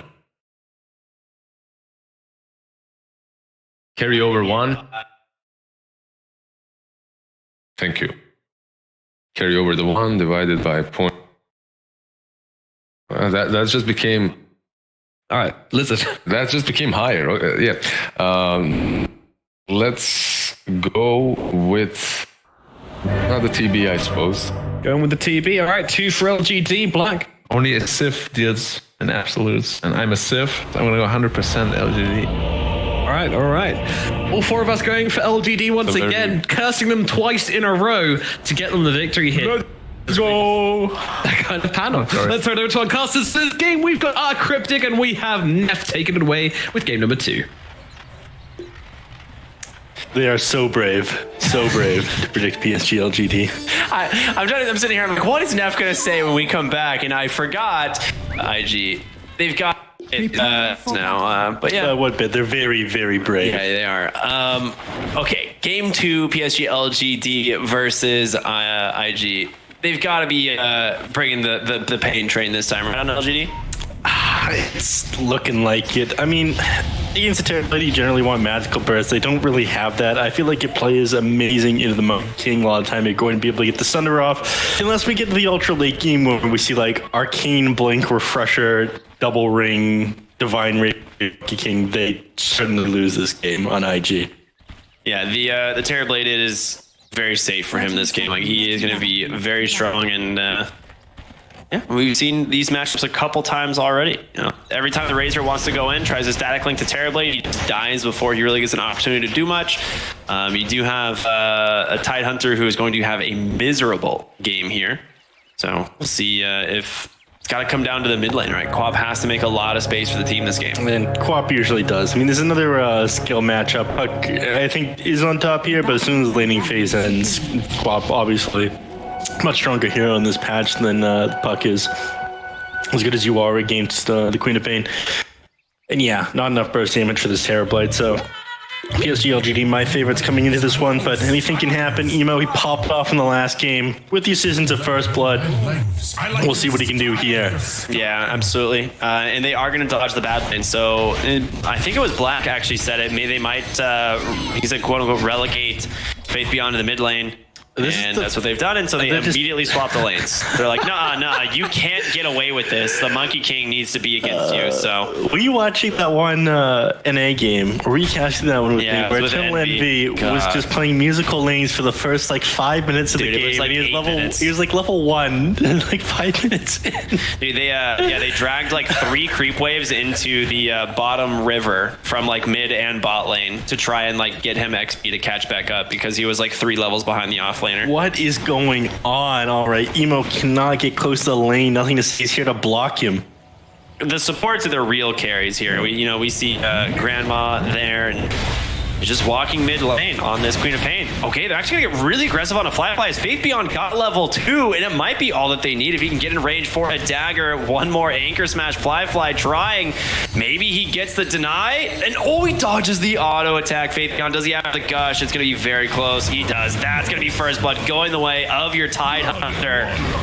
All right, LGD, the real 5-head play here of musical lanes. If only he had that boundless strike, he would be able to stand his ground, heal off of the creep wave, and fight Faith Beyond. But this is a very rough start. He's going to walk all the way back down the mid lane. I mean, he's got to keep his TP off of cooldown. So you can see Faith Beyond like hovering around here as well. Like, all right, where is these heroes gonna go? This is the first time that we've seen people switch players around to different lanes so far this tournament, isn't it? We talked about this happening in a couple other regions. You know, we see it every so often at TI. OG were previously a team that did this one quite a lot, and there's going to be a team inside the CN DPC that does it. It's going to be PSG.LGD. It's just so smart. Like you really don't want to like completely destroy your Tidehunter's game, and now he's off to a great start. So Faith Beyond obviously very happy. Nyx Assassin falling pretty low bottom, it seems. Yeah, it's just it's the supports just laning 1v1 against each other, and Snapfire is gonna have a fantastic time doing this. She has 11 CS, 5 denies. Fly still level 1. Oh no, what a shame that the supports, we supports have to farm. This really sucks. Yeah, I mean, if you're the Snapfire here, you're obviously very happy. Fly, maybe not so much. Yeah, I mean, based on some previous games that we watched, this is exactly what Xin Q has been waiting for, right? And he's just been playing every game super greedy on his pause forward. This time he's not doing so hot in the bottom lane against the Snapfire, though. Yeah, I mean, they did go ahead and just say, screw it, we're going to just give you the lane matchup, LG. We can't afford to keep running this Monkey King around. Meanwhile, JT top lane, caught by the Thunderstrike. One more auto attack goes the way of Y. Defense is weak. Yeah, it's looking pretty good. Decent lane start here for the side of LGD. Bottom lane. And you're finally farming here on the actual core hero, the Monkey King, but pretty rough start. He's now 3-1 Start his game off almost 4 minutes into the game. I don't think this is what you were expecting. Level 2, not probably the best start you were hoping for. And every time he comes to these, comes up to these waves, he's just gonna take a dagger, auto attacks, even an impale. So Fly's game very difficult here. Ollie's gonna be a little bit. Oh, 50 on. Taking a lot of damage, but instead thinking of going around onto Emo. Does get the water rune. Anchor smash does connect. Emo needs to be careful. Does have waning rift. Not gonna opt to go for it. Very tanky. Ooh, nothing to say. Bottom lane will be able to survive. Yeah. Maybe if he had dodged out the anchor smash, would have gone for that one. But losing all that attack damage on top of taking that damage himself forces him back, and he's back up to 20 CS despite not the best start, having to change lanes there. All right. What do you? All right. So if you're Monkey King here, your game plan obviously very different than what you would have expected. You're not having the. Oh, we'll come back to that in a moment. Gets a kill. Fly nicely set up there thanks to the boundless strike. All right. Nothing to say. Got to be a lot more careful. Definitely too far forward there, but not in the lane that he's used to playing either. Down to the bottom lane, the Queen of Pain up against a Monkey King and a Nyx Assassin. Oh, Emo mid lane. No, he's fine. Okay. Let's talk about top. We haven't really had a chance to talk about this lane all that much. Obviously, we saw JT go down once, but you're farming very well on Ame here. Yep. I mean, you have minus armor to play against Terrorblade. It's not great. A lot of time you're going to be able to make it back to the tier 1. Why they could potentially put some pressure on if the lane was pushed all the way in, but they're just going to play back and pull the moment it gets this far forward, not give JT any space to run people down with. Emo getting close to level 6 into the 6-minute mark, so won't be long until he picks up himself a power rune. Oh, Ollie, this is a big kill. You're level 5 on the Snapfire. Impale does come through. Primal Spring on in. Ollie turns around with the cookie. Spike Carapace not going to connect. And they just might actually take down Queen of Pain. He doesn't have the blink quite yet. He gets the kill and he blinks away just in time. Nothing to say. Juking it out around that, and he's going to be just fine. Faith Beyond might actually pop the kill here onto Frisk. One more auto attack will survive. 2 points, Kraken Shell. Pretty tanky. Yeah, a lot harder to bring him down than they thought. Maybe they figured he could go multiple points and cut Emo. Nah, he's going to be fine. Try to clear out as many creeps as he could. He did break the south. Yeah, he did. And Emo finds a regen. Very nice. Off to a good start here. I mean, at the very least, he's keeping up with the Tide Hunter and the Terrorblade. Tide is probably a little bit more farm than he has any business being, but he had a nice start to the game. Dude, Ollie is owning on this Snapfire right now, just doing so much damage, causing so much trouble here for nothing to say on this Quap. And she's the one who's really struggling now. I mean, they're able to just kind of stabilize bottom. They're farming now on this Monkey King. Meanwhile, he's still level 4. The question is nothing to say is going to be able to recover from this one? Attack. I mean, you have to like rotate the Tide Hunter bot. Okay, that's what they did. They literally just rotate Tide Hunter in the bottom lane. He does have Ravage. If they could find a kill with this onto the Monkey King, it would be huge, but it's not going to be easy. Yep. Snapfire standing behind him. You're a little bit low on mana. Mid lane, Coil does come out from Emo, finds the next. He's going to claim himself a pretty easy kill there on the support. You probably feel like they're wasting time down there in the bottom lane, trying to find something for nothing to say, but Patrick now rotating back to the mid. Nice glimpse there from Y. In comes Frizz though, drops the urn. He does a decent chunk of damage here on the Weaver. If he can get in range, and he does with that plasma field, Y, no chance. Goes down to the Eye of the Storm. Good chase there from the Weaver. Urn's going to put him back up to full HP. He's not going to be able to do much to Ame, though. In fact, he shouldn't even try. Eye of the Storm does nothing. He's just going to go down here. Yeah, beautiful play by Jin Q, just baiting him out. Spike Carapace plus the Impale, plenty of damage. Nothing to say, gets the dodge up down there in the bottom lane. Puck continuing to farm up. Now managed to surpass the Tide Hunter. He wasted a lot of time walking around. Yeah, he walked from bottom all the way back to top. So he walked completely across the map just over these last couple of minutes, and Hasn't really been able to do much of anything. Still holding that Ravage, waiting for a moment to use it. Obviously, this ward scouting-wise, TP to the bottom lane, but IG don't seem all that concerned as they have Emo rotating on the backside, has the coil, tries to get aggressive, but gonna pay for this one as Emo picks up another kill here on his puck, and he's just having a fantastic game now. Yeah, that'll teach him to play musical lanes. Continuing to put the hurt onto him, even though not entirely necessary. Your game is hard enough on the Queen of Pain, but they're baiting Razor mid. Yeah, they get up right on the mark. Faith Beyond comes in. One more auto attack gets the kill. He was trying to play around with the Spike Carapace, but he just didn't drop the plasma field. Whatever. We'll just kill you. We'll just go for the dive here. Fair enough, but they're gonna try to go on Faith Beyond now. Emo pops the Ravage, tries to keep himself alive, but still has these bugs on top of him, losing a lot of armor, and Emo trying to chase this out. Jinq on the side here. Does have Spike Carapace. Will not end up connecting with Emo, and he ends up missing Frisk as well. Faith Beyond, he's gonna get away. Too tanky. He's out. Fly, on the other hand, not going to be able to survive this. Fly will tick down to Ame here as he gets him with that reflection. So a pretty successful trade for LG in the bottom lane as Ame continues to dominate here on this Terrorblade. Well, his net worth chart almost at 5k net worth here at the 10-minute mark. He's doing super well for himself. Everyone else, not so much. Queen of Pain definitely behind where you want to be. Nothing to say. He needs a way back into this. Emo's doing such a good job at dodging out the Spike Carapace damage here. Yeah. But Faith Beyond, I mean, he's playing exactly how a mid laner should right now. I'm curious what his build's gonna end up being, but we'll find out later. Nothing to say. Dodges out the plasma field. He's gonna be just fine in the top lane. But Emo making another rotation up here. It did get scouted by this ward, so they know he is here.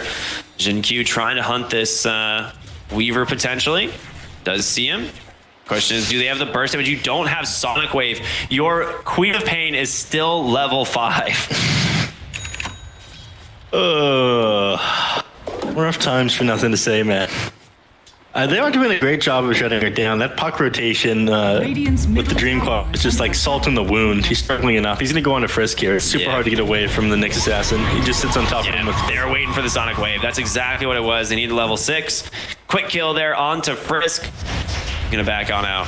210 gold going Quaff's way for that one. Really nice play from the Nyx. And this is one of the things we talk about. When you have this hero on your team, it provides so much information for yourselves, and they've used it now to pick off a couple big heroes. Ollie about the Scatterblast was like, wait a minute, I'm gonna get Spike Carapace. So Puck's got 1,300 gold. Nothing. Okay, there it is. The Witchblade queued up. I was wondering what he'd get. It's not amazing against the Tidehunter or the Nyx Assassin, for that matter. It becomes super easy for him to Spike Carapace, damage, stun you, or it's dispelled by Kraken Shell. But the DPS is fairly important, especially if some of the other heroes in this game are struggling, and Razor and Monkey King definitely behind where they want to be. Oh, speaking of Monkey King, beautiful setup from Y bottom lane as they catch him inside the Static Storm, and another kill goes the way of Ame mid lane. Looking to take down Faith Beyond. He has the Ravage, but doesn't look like he's opting to use it quite yet. And Ollie will finish off the kill. They grab the mid tier 1 tower as well, so IG, beautiful rotations from them as they finally take down Tide. Frisk needs to be a little bit careful. He's a pretty low HP, and decides to let him go. Nah, he's not letting him go. He's going to chase him down. He's seeing if the rest of the team was going to follow. And Radiant's bottom tower Frisk is under attack. Needs to be careful here. He's got a vision. How long till Static Storm's back up on Disruptor? Another 50 seconds, so he's got plenty of time. That's the only thing that you'd be that concerned about. You definitely die to that if Nyx Assassin commits onto you. Right, nothing to say. I mean, he's starting to farm his way back up into this. Definitely behind the puck still, but doing better for himself now, level 8. Yeah, I mean, he needs the experience really badly. I mean, he is super underfarmed as far as Queen of Pain goes. Like, this is normally a hero that is like 1, 2, or 3 on the net worth chart in almost every single game, so definitely not what you expect. But your Terrorblade, as a result of these lane shenanigans, is doing very well. And Faith Beyond top lane, trying to stay on top of JT. They do have the Ravage if they want to drop it. The Sonic Wave comes through. It doesn't connect thanks to the cookie. Faith Beyond might be regretting holding that Ravage. Continue the chase. All right, now they say will end up getting the kill. And now with Y here as well, looking for Ollie. And should be 2 quick kills going the way of LGD here. Fly up on the high ground. Static Storm does come out.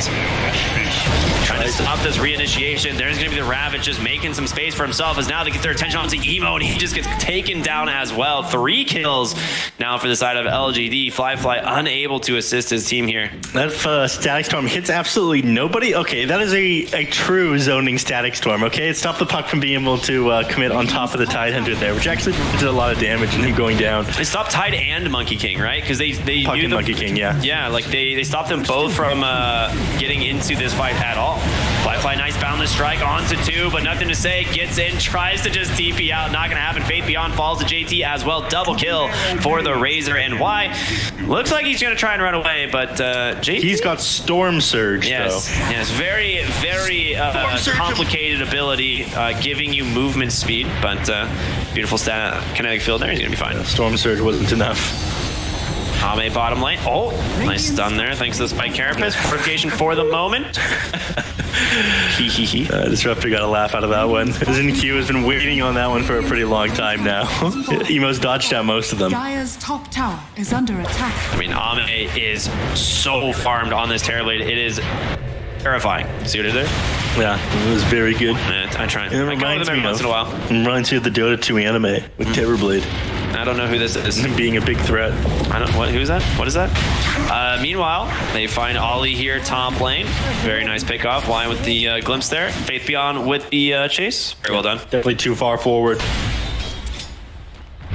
Faith Beyond working on a Blink Dagger of all items. Despite the fact that he was mid lane, I expect him to go for something that allows him to stand his ground rather than be a gap close. But he does set up, allow Nick's assassin to get off impales of his own. So it's got to be his reasoning for that one. Everyone else in the game, Witchblade completed a little while ago by the puck. He's now working on his Blink Dagger. JT, we see working towards his BKB. Fly, Battle Fury, believe it or not, in this game. Yeah, that's an interesting one. I mean, it is one of those things that, like, you do farm very well once you get the Battle Fury, and it does help enable the rest of your kit because you go through a lot of mana with Primal Spring. But it is, it's coming out a little bit late, especially considering how much these lanes swapped around, right? Like, he did not get a lot to work with here. We're just gonna let this Disruptor go. He's thinking about... No, he saw that. He saw the Titan reflex up on him. That was the Terrorblade, right? Yeah, with reflection. Yeah. He's like, wait a minute, they see me. Found the strike into a cookie. Goodbye, nothing to say. Quick burst damage there from the side of IG. Well set up. Yep. That makes it Bob's recovery, getting back to the level that Puck is at, a little bit more difficult.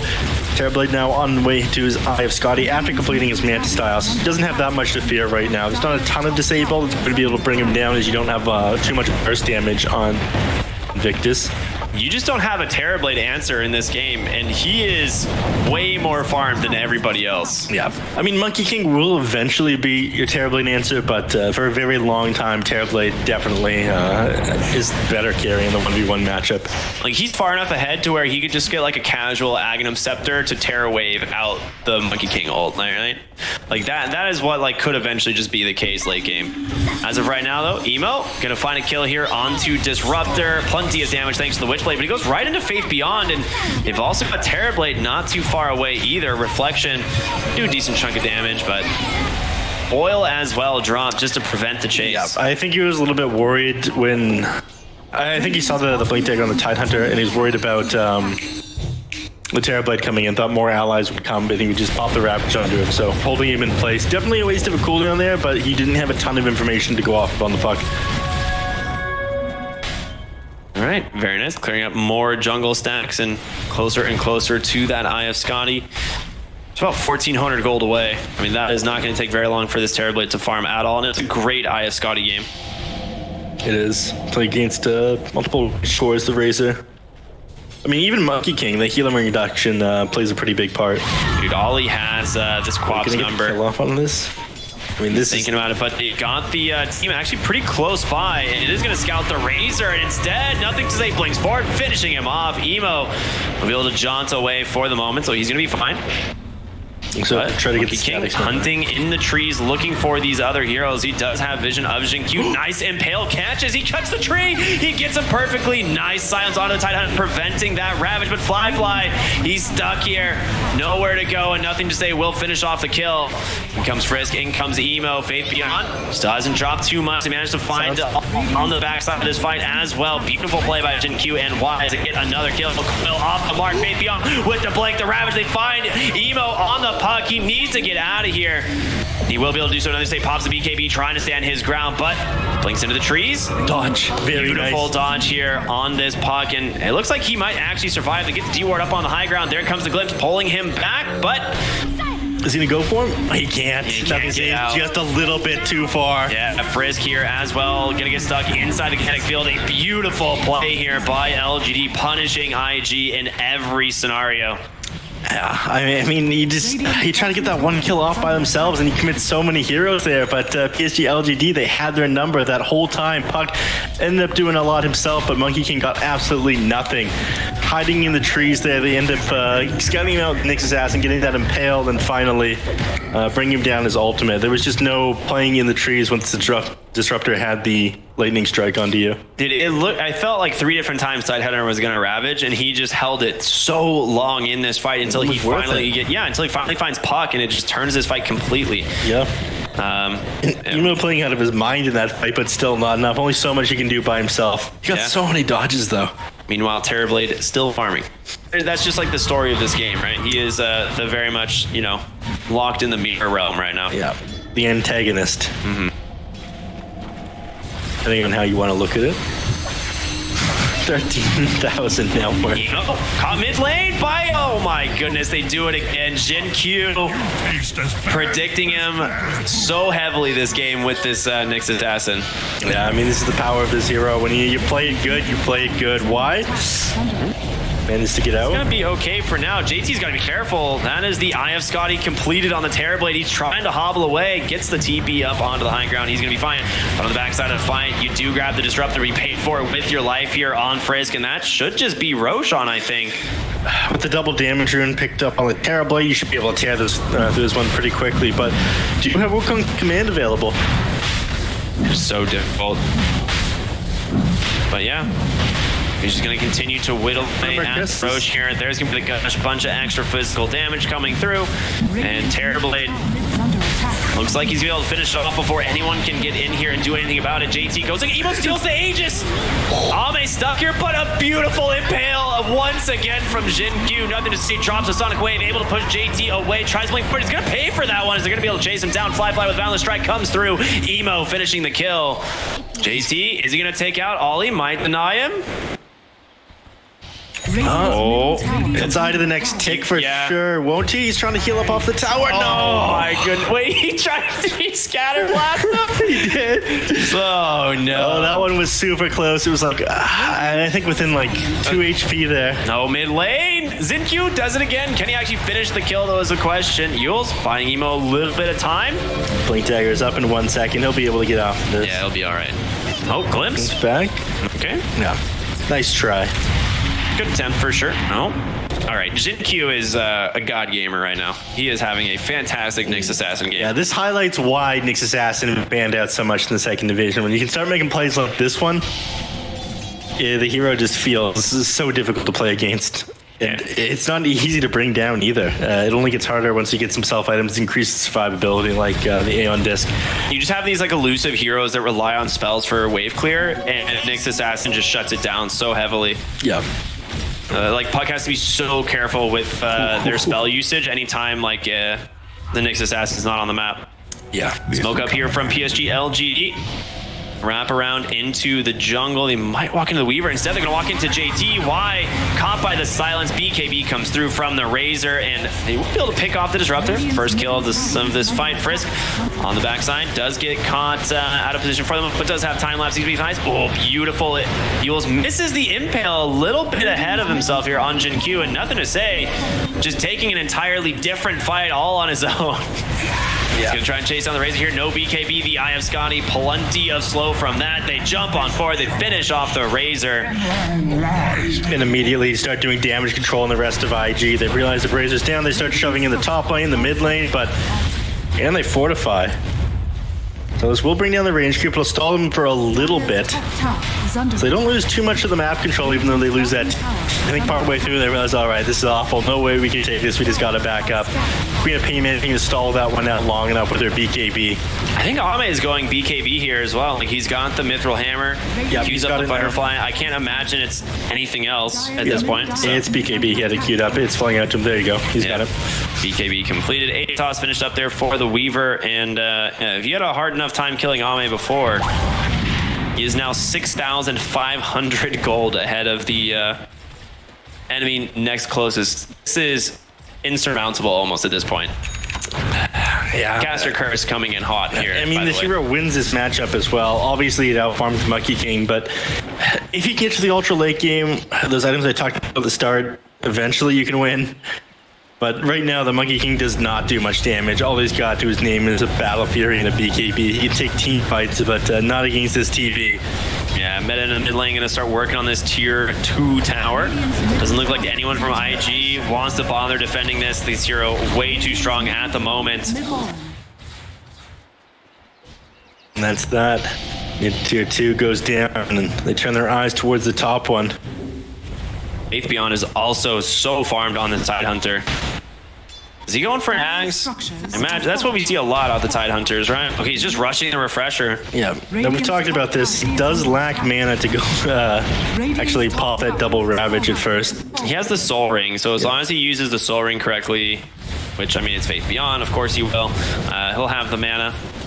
But after that, Aghanim's, they're just one of the best items for the Tidehunter. So good at chasing down heroes. Synergizes very well with the Terrorblades, Scotty as well.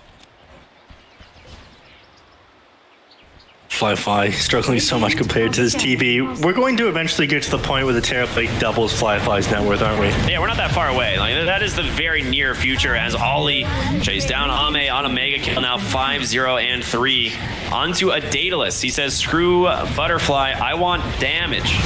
More damage. Emo caught bottom lane by nothing to say. Jinkyu, of course, setting that up once again on this Nyx Assassin. If you don't know where this guy is, you have to assume that he's hunting you down, but this makes Puck's game so difficult.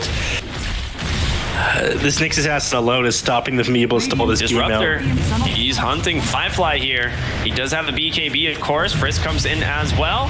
Drops a Static Storm, trying to force the BKB, of course. Frisk, gotta be careful. 2 big crits in a row. He will manage to take down that Disruptor. They clear out the creep wave as well. Zinq rotating in, looking for JT. He's forced to BKB, TP out. Oh, man. Zinq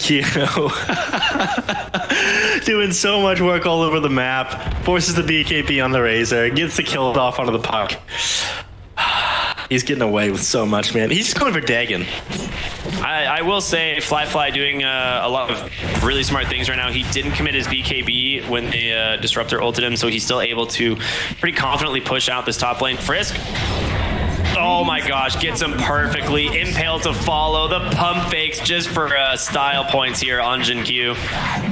And he's down. Jinkyu. All right, you know what? He can go the Dagon. I wasn't big on this before, but he's earned it. I still think Ags is just like such an incredibly strong item, so I'd love to see the Ags, but you know. You can tell this guy no. No, absolutely not. I'm so ready for him to just start one-shotting people with a Dagon. Right. You've managed to not necessarily gap the net worth lead, but make it a little bit further away from terribly doubling your net worth right now on the Monkey King. So he's had time, but his lead, like you said, is starting to become insurmountable. Paladin Sword, very nice. That's what you needed. Ceremonial Robe on Puck, that is a nice find. Monkey King is just sitting behind the enemy tier 3 top, just primal springing the wave and jumping back into the trees. As he should be. I have a feeling Zinq is going to try and hunt this one down here in a moment. We'll see. I mean, it is very important that you keep his top lane pushed in. This is the only thing that's going to keep your enemies away from the Mega Creep while your tier 2 is still standing. So while he's up here, he is doing a great job at delaying PSG.LGD's ability to end this game. And I think eventually All right, he's got the TP, so he knows he's gone. Yeah. He actually went out and didn't. Oh wait, did he buy counts for the Dagon? I don't think so. He's got blink Yules now, so. Radiant's top tower is under attack. Changed his mind, wants to be able to hunt these heroes down. Dagon, as fun as it is, won't be able to help you do that. Yeah, smoke up here from IG. They find anybody though. See their jungle recently cleared. Fly, I don't think you want to cross the river by yourself though. That's so scary, especially considering Faithbound. They run right into nothing to say though. He pops the BKB. Big static storm does come through, and a Ravage out from Faith Beyond. A big sonic wave as well. Notice they able to blink away. He's going to be just fine. And meanwhile, Ave here on the Terrorblade, just fighting right into him. A second Ravage from Faith Beyond. They managed to catch the puck as well. Yules does come through. They just tap out instantly. IG. No chance here against LG in game number 2. Absolute slaughter. Emo doing everything he could. Some insane plays, but XinQ setting up so much on this Nick Sass and the rest of the team. This Terrorblade Ame. Free farm the entire match. Not much they could do about that one. I mean, he just like walked into the Wukong's command, doesn't bother popping like BKB or anything, just like taking tons of damage. And he's like, yeah, I don't care. Like, you don't do anything to me. Yeah. Again, the hero with way too much agility, way too much HP. They had nothing against him. Yeah. Very little they were able to do. So, congratulations to PSG.LGD, managing to even things out, take the game 1-1. But, our Brave panel summed it up pretty well themselves. The draft, definitely the way of PSG.LGD that time. I thought so as well. Super free Terrorblade game. Yeah, super free Terrorblade game. Not much they could do about that one. A little bit more burst. I think they would have been able to deal with them, but they just didn't have that this time. So, maybe they pick that up next time. They definitely need to ban out this assassin though. XinQ was such a nuisance. Yeah. Any sort of playing the map they were trying to do was shut down almost single-handedly by him. Yeah, I mean, one of the things that was super interesting, like we talked in the draft, like, okay,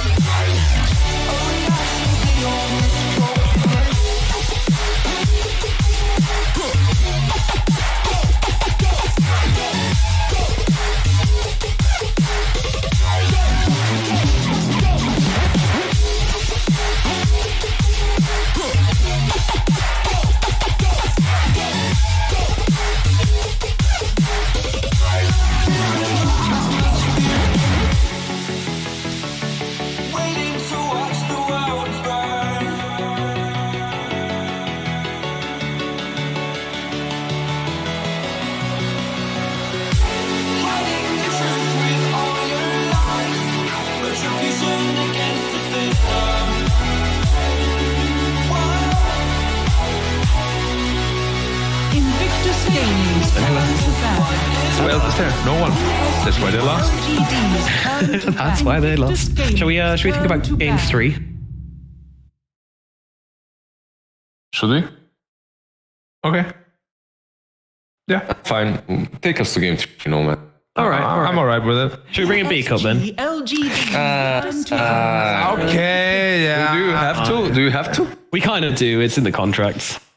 Okay. Alright, If let's it's in bring, the contracts. let's bring on our stats master with the massive smile on his face. It's B Cup. You got a smile, B Cup. He's the best statsman that I ever had, by the way. 10 I have to say seconds that. remaining. 5 seconds PSG remaining. LGD's PSG LGD Invictus Even 33. But... Alright, thank you very much, B Cup. Let's get. I think we're hitting the There was a zero chance. now, but okay. All right. Well, nevertheless, let's have a look at the heroes which have been picked and banned for this game number 3 of LGD versus 5 IG. seconds remaining. Battling it out in this this series here, and this is a series of pride. This is a series of pride, dignity, emotions, respect, anguish, more emotions, Relegations. relegation. Whoa, we're past Agitation, relegation, elation, propagation, Fascination. jubilation, turbulation, Then tiltilation. rejuvenation. titulation. Indeed, a very titulating series. Gaming's turn to Yes. Faith Beyond looks titulated. He does not look at all. Yeah, he looks Well, they've just picked him Tidehunter. He just played Tidehunter. He's like as stoic as you can be, really. I think he's looking at his taxes right now. He's like, He's handling the taxes. man. LGD's Again. tied into Bane. The end of the month can't come soon enough for the new pack. Again, this razor. I need to dodge the lane again. Can this please not happen? Can I just play off lane? No. Hey! Oh my There he is. Oh, just look at the contrast. I know he's gone. 10 seconds remaining. Just look at the he gone to grab a contrast cat? between Zinkyu and 5 Faith. seconds remaining. I think he's. Getting a cat for sure. Yeah, that's Giving it a stroke. I know my boy Jinky. He loves the cats. it's top 1 in the league versus relegation. It's rough. Yeah, there's a contrast at the bottom right here as well. Turn to ban. I've been there though, plenty of times. So not everything is sad. I am depressed a little bit Hey. in my life, but overall, it's good. It's fine. You've got your friends around you, and that's From one what day to matters. another, yeah, matters. Lift you 10 up. seconds With a bottle remaining. twisters. That's what you were called.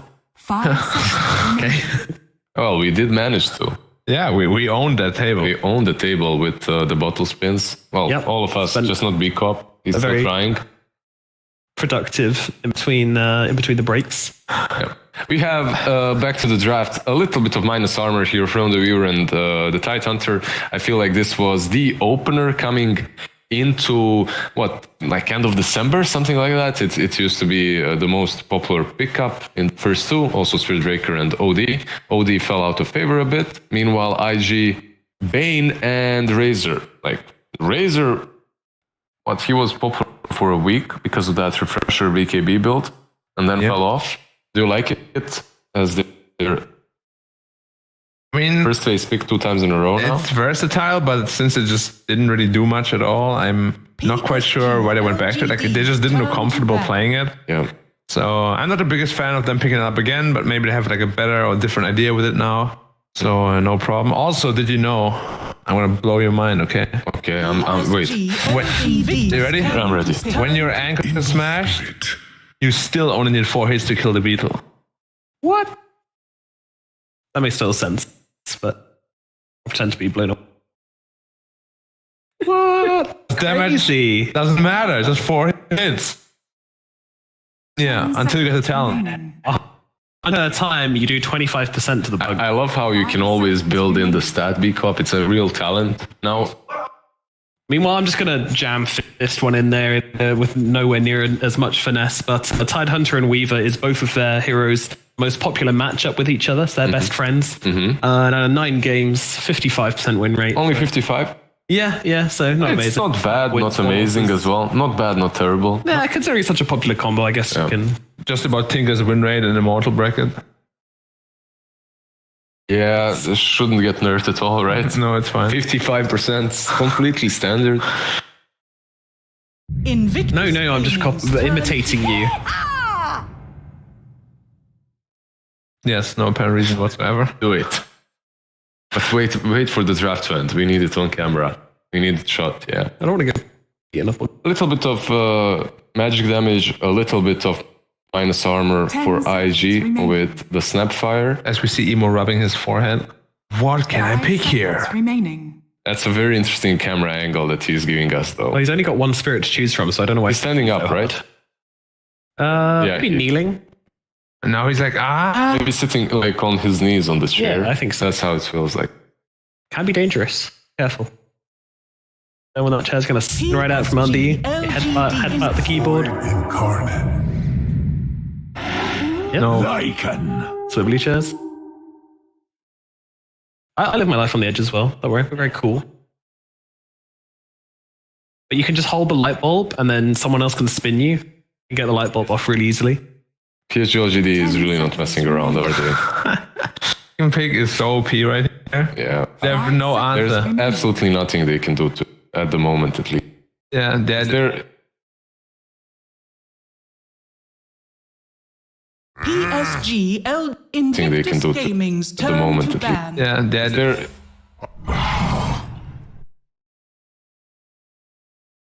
PSG.LGD's turn to ban. Yeah, no, they're not messing around at all. They want their series perfect record. That's what they want. Especially, I feel like if IWO hadn't happened, LGD would have been pretty lighthearted about this series. But because they didn't do so well in IWO, at least they got third, but they wanted first, right? They're first. if you're LGD, you're not third. You want a first everywhere.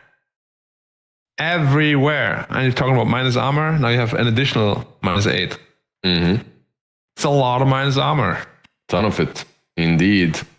LGD banned out that Pango and perhaps another offlaner, but 5 seconds. They expect him to carry Razor, which is terrible against like.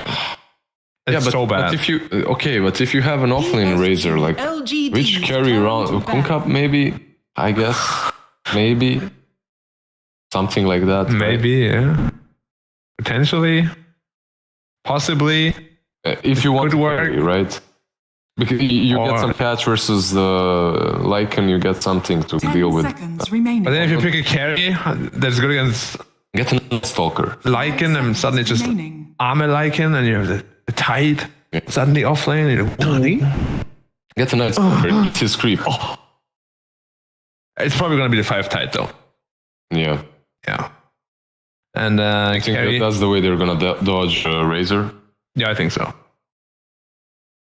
But they pick last anyway, so they will know what they pick. And it's a pretty good anti-mage game. Black and Lizard. You guys ever considered forming a rap duo and calling it Lizard? Ooh. Damn, that's deep. Now we're considering it. Yeah. We can make a trio.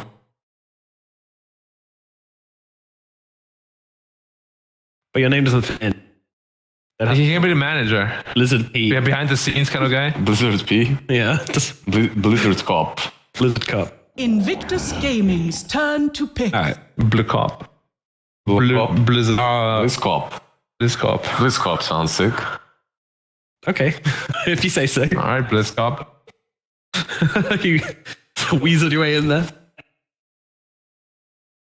All right, final pick up for IG. They've got 20 seconds left. You can see what we were talking about, like 5 seconds. they banned out the Pango and then the Ursa. They're not really sure what IG is getting. Is it a carry? Is it an offlane in the end? So a little bit of both worlds. Emo looks like he's in pain right now. He's like, this Lycan. How do we deal with it? Even if we counter pick it, he's gonna free farm anyway because it's Lycan. I'd like to see a. Is Master in the pool? I thought Sven might be a good idea, but why not? Underlord. Underlord, okay. Wow. It is a different approach, but you are dealing with the Weaver and the Ember a little Man, the bit as well. clock is ticking for them. Like their late game is not good.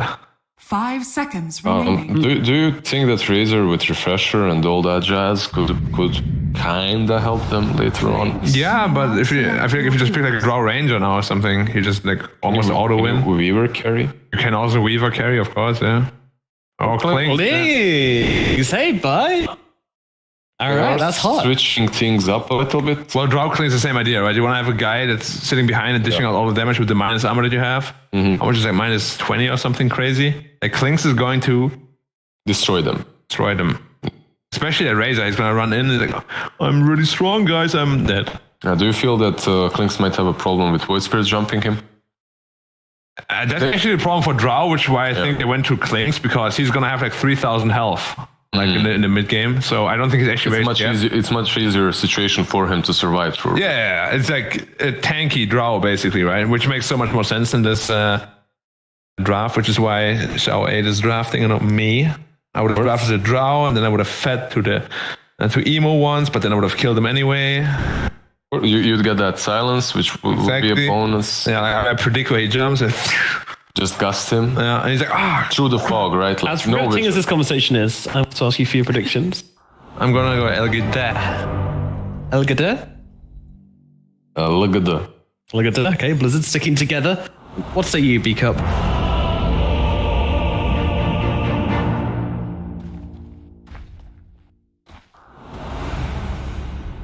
Oh, for God's sake.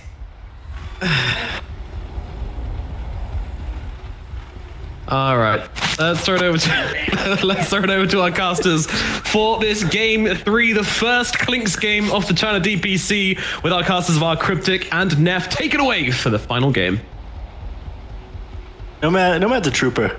9 games of this he's had to deal with. Up to him. He's the Prepare final game for battle. Nomad the Trooper. 9 games of this he's had to deal with. Up to him. He's really carrying this broadcast. Honestly, I'm actually kind of excited. We got to do all 9 games today. The last day of regular play. We have tiebreakers obviously tomorrow, but yeah, the amount of wear and tear it must be putting on Nomad at this point of the day is. There's no way he comes back. He's not going to be the same after this. Yeah. He's got to come in tomorrow as well. We got tiebreakers. Yeah. Poor guy. Yeah. What can you do?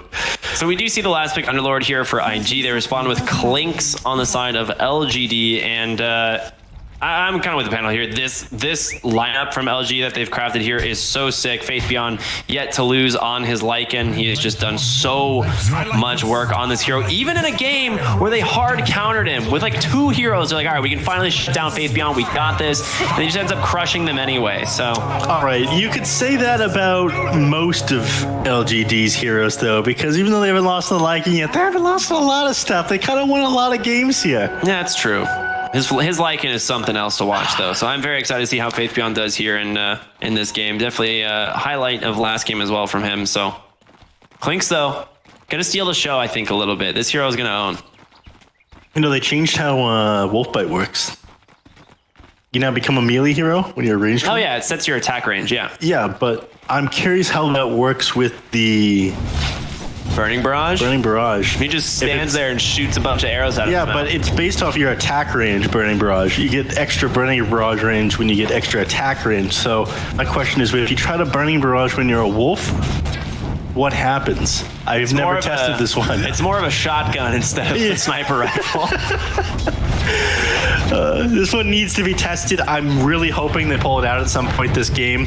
It could lose them the game if they, go all in on that one. They spend 4,200 gold on an item and it just ends up being a little bit useless, but I'd be down to see it. I can't imagine it's something that they're really needing to itemize for this game. Yes, but it would be funny. It would be funny, yeah. It's just like Wolfbite on certain games, really good. This game doesn't seem like it's going to matter all that much. If they do commit onto the Clinks, you have so many things to try and turn the fights. And again, very tanky, like Black was saying. He's the tanky version of Drow here. Tons of health in this mid game once you have that Dark Pact online. Yep. Why? Take a little bit of damage here on the Tidehunter, but much tankier on the Tide here than it was on some of these other heroes. Yep. Finally a tanky support hero for him. Flyfly already pretty low down here. He's going to be careful. Xin Q. He's got a fairy fire. He gets the bugs. He's gonna just try and chase him here. One more auto attack. Okay, Zinq finding first blood here on the Weaver. I feel like that's on Fly though. He didn't expect the like level 2 Weaver damage, I guess. That fresh level 2. He was trying to get level 2 himself and ends up regretting it. They will find a trade here top lane as Y goes down as well.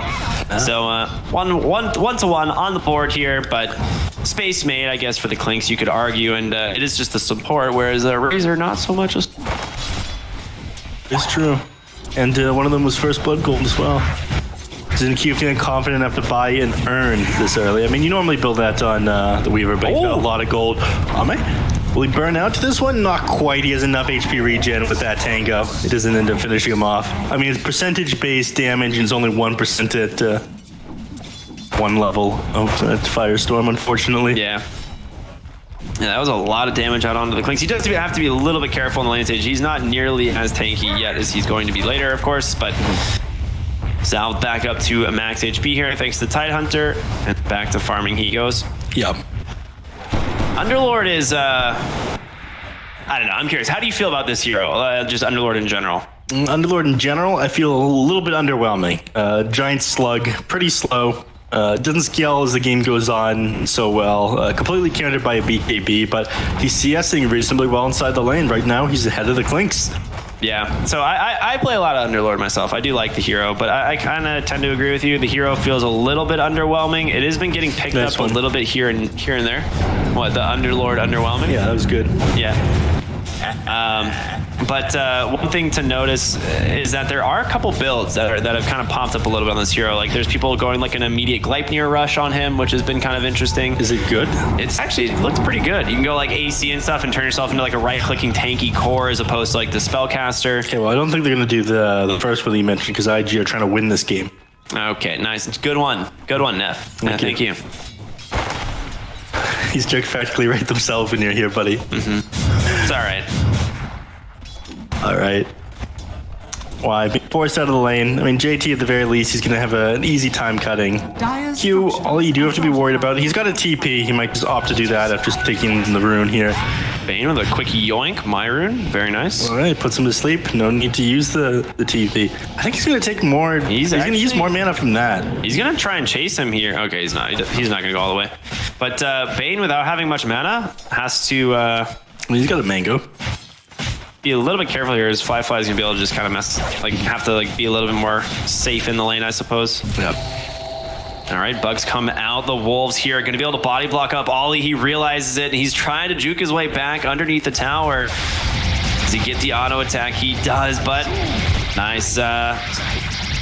Static link here from Fly. It's not gonna protect the Bane, but Fly will be able to do a decent chunk of damage back onto Zinq. Plasma Field comes out. Okay, trades 1 for 1.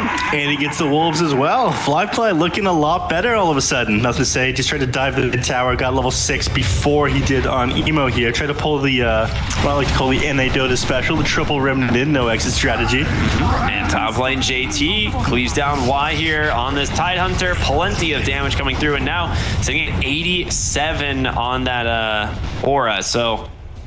you gotta be careful. He hits very hard right now. Yeah. One of the fastest ways to lose a lane against the Underlord is not respecting the bonus damage he gets from hero deaths. Yep. You come back to that one, he trades a couple of right clicks on you, you just melt. He takes down towers pretty quickly as well. Nothing to say. You trade with Emo here. I think he dodged out the damage there. Yeah, it looked like it. Yeah, but he had Flame Guard on anyway, so taking anything. He got 3 points into this one. I mean, it makes sense to go that against the Void Spirit. A lot of what he has is just magical burst, so you don't have much kill threat onto him. Yeah, he's got Flame Guard maxed. The Slight Chains build is pretty good. Whoa, did I see Lycan's items there correctly? We'll come back to that in a moment, but yeah, nothing to say. Should be pretty safe here on this Ember Spirit. What were you saying about the Lycan? I'm actually curious what his items he had queued up were, but it has to be Helm of the Dominator if I'm not mistaken, but... that's what you thought? That's not unusual. Yeah, but... oh, I'm thinking he does. I thought I saw an Atos for some reason. You thought you saw an Atos on the Lycan? Yeah, which might have definitely been incorrect. I'm certain that you're crazy. He doesn't have enough money for it yet. Yeah, well, I mean, like, I thought he had it queued up for some reason, but yeah, it's probably just Helm of the Dominator. Find out in a moment. Mid lane. Nothing to say. Yeah, continuing to feel very strong in this lane. Not that surprising. Clinks getting chased around in the jungle. Yeah, he's super low. He's fine though. Bottom lane, fly, rotation from ThinkQ and Y. Trying to hobble himself away, gets static link off, but dies to the bugs as well as that urn. Frisk should survive this. Way too much minus armor, not enough HP on the Razor, so he just ends up melting to this. You got bugs, urn, it's a lot of damage, plus the gush as well. That stuff adds up fast. Yep. Turn our eyes back over here to the mid lane. Ember Spirit still a little bit ahead of Emo. Spamming out his fist off onto him. Bottom lane, Y looking for Frisk. There's going to be the Wolves rotating in as Y. Will probably tick down here to Frisk on this Snapfire, trying to hobble his way to the trees. Not going to be able to get the kill, and Y is out. Static Link. Who does he find? Oh, Lycan just barely avoiding that Pit of Malice, and we'll be able to TP back to his tower. Yep. Still sitting on 2 urn charges. This guy's 4-in-1 on the Weaver. He's just gonna go in the Gleipnir like we saw in another game that he was Weaver. Oh my god. ZQ fails to understand when he's positioned. Actually, I'm sure he understands. He just refuses to actually play position 4. Like he's not trying to conform, okay? ZQ plays Dota his way. Yeah. If he keeps winning like this, you know, I'm sure his way is the correct way. Dire's bottom tower is under attack. I'm still a massive fan of what he pulled off in that 80-minute game on the Tusk. Yeah. He just starts out carrying the enemy position 1. Yeah, very good stuff. Forced to run away from him. If beyond, yeah. It, almost Helmet Dominator. Very close now. I don't think he had maybe he had the antidote. Yeah, I don't think so. Definitely just a graphical bug. You know, game's still on beta. It is what it is. Mid lane. Looking to get on top of Frisk here. Jumps forward with the Remnant. Nice 2-man searing chains, but they burst down the Tidehunter underneath the tower. Nothing to say. Doesn't have a Remnant out quite yet. Throws it now. He's going to be okay. Plenty of survivability left. Has another sleight of fist. Able to take that Remnant away, but now Emo in trouble. ZinQ trying to stay on top of him here. Does get a decent amount of damage block though. Jumping forward in on the Ember. Doesn't have cooldown yet on that sleight of fist. Emo just gets chased down. ZinQ does not stop, man. He's absolutely dismantling IG here on this Weaver. Nice Nightmare. Sends it up for JT here. Does have Firestorm and Pit of Malice. Can they finish him off in time? They do with the Brain Sap. So a decent gold bounty going for the way of Ollie here. Yeah, they finally managed to get him against all odds in Q. The amount of space that he's making, the amount of farm that he has on this Weaver is insane. He's almost caught up with the Lycan. He's almost twice the net worth of the enemy position 4. Yeah, that's what happens when you just find a solo kill, first blood onto the carry, and then several other kills around the map. He's having a great time. Underlord doing what he does, which is take objectives, right? He's taking the tier 1 top. He's got the Hood of Defiance, now going for the ATOS, trying to just take objective and map control away from IG. Malice, they find ZinQ. Remington on the backside. Nothing to say. Does find both supports. Able to dodge out that Scatterblast. Y rotating and does not have Ravage. ZinQ just dies solo to Emo. JT, however, will fall Faith Beyond using that shapeshift. First one of the game. He's going to find one, and now probably a second as Ollie. I don't think you're going to escape this one. Certainly dead, but Underlord was your most farmed hero who ended up going down for the position 4. Ollie, they're about to lose him, but yeah, already happy about that. And they managed to find another hero. Nothing to say. Snakes the bounty rune from him. Oh, I'm sorry. Did you want those? Yeah, sometimes you just have an invis rune and just yoink enemy bounty runes. That's stonks, if you ask me, right there. And now, heading his way top, sees Fly. You got Clinks nearby as well.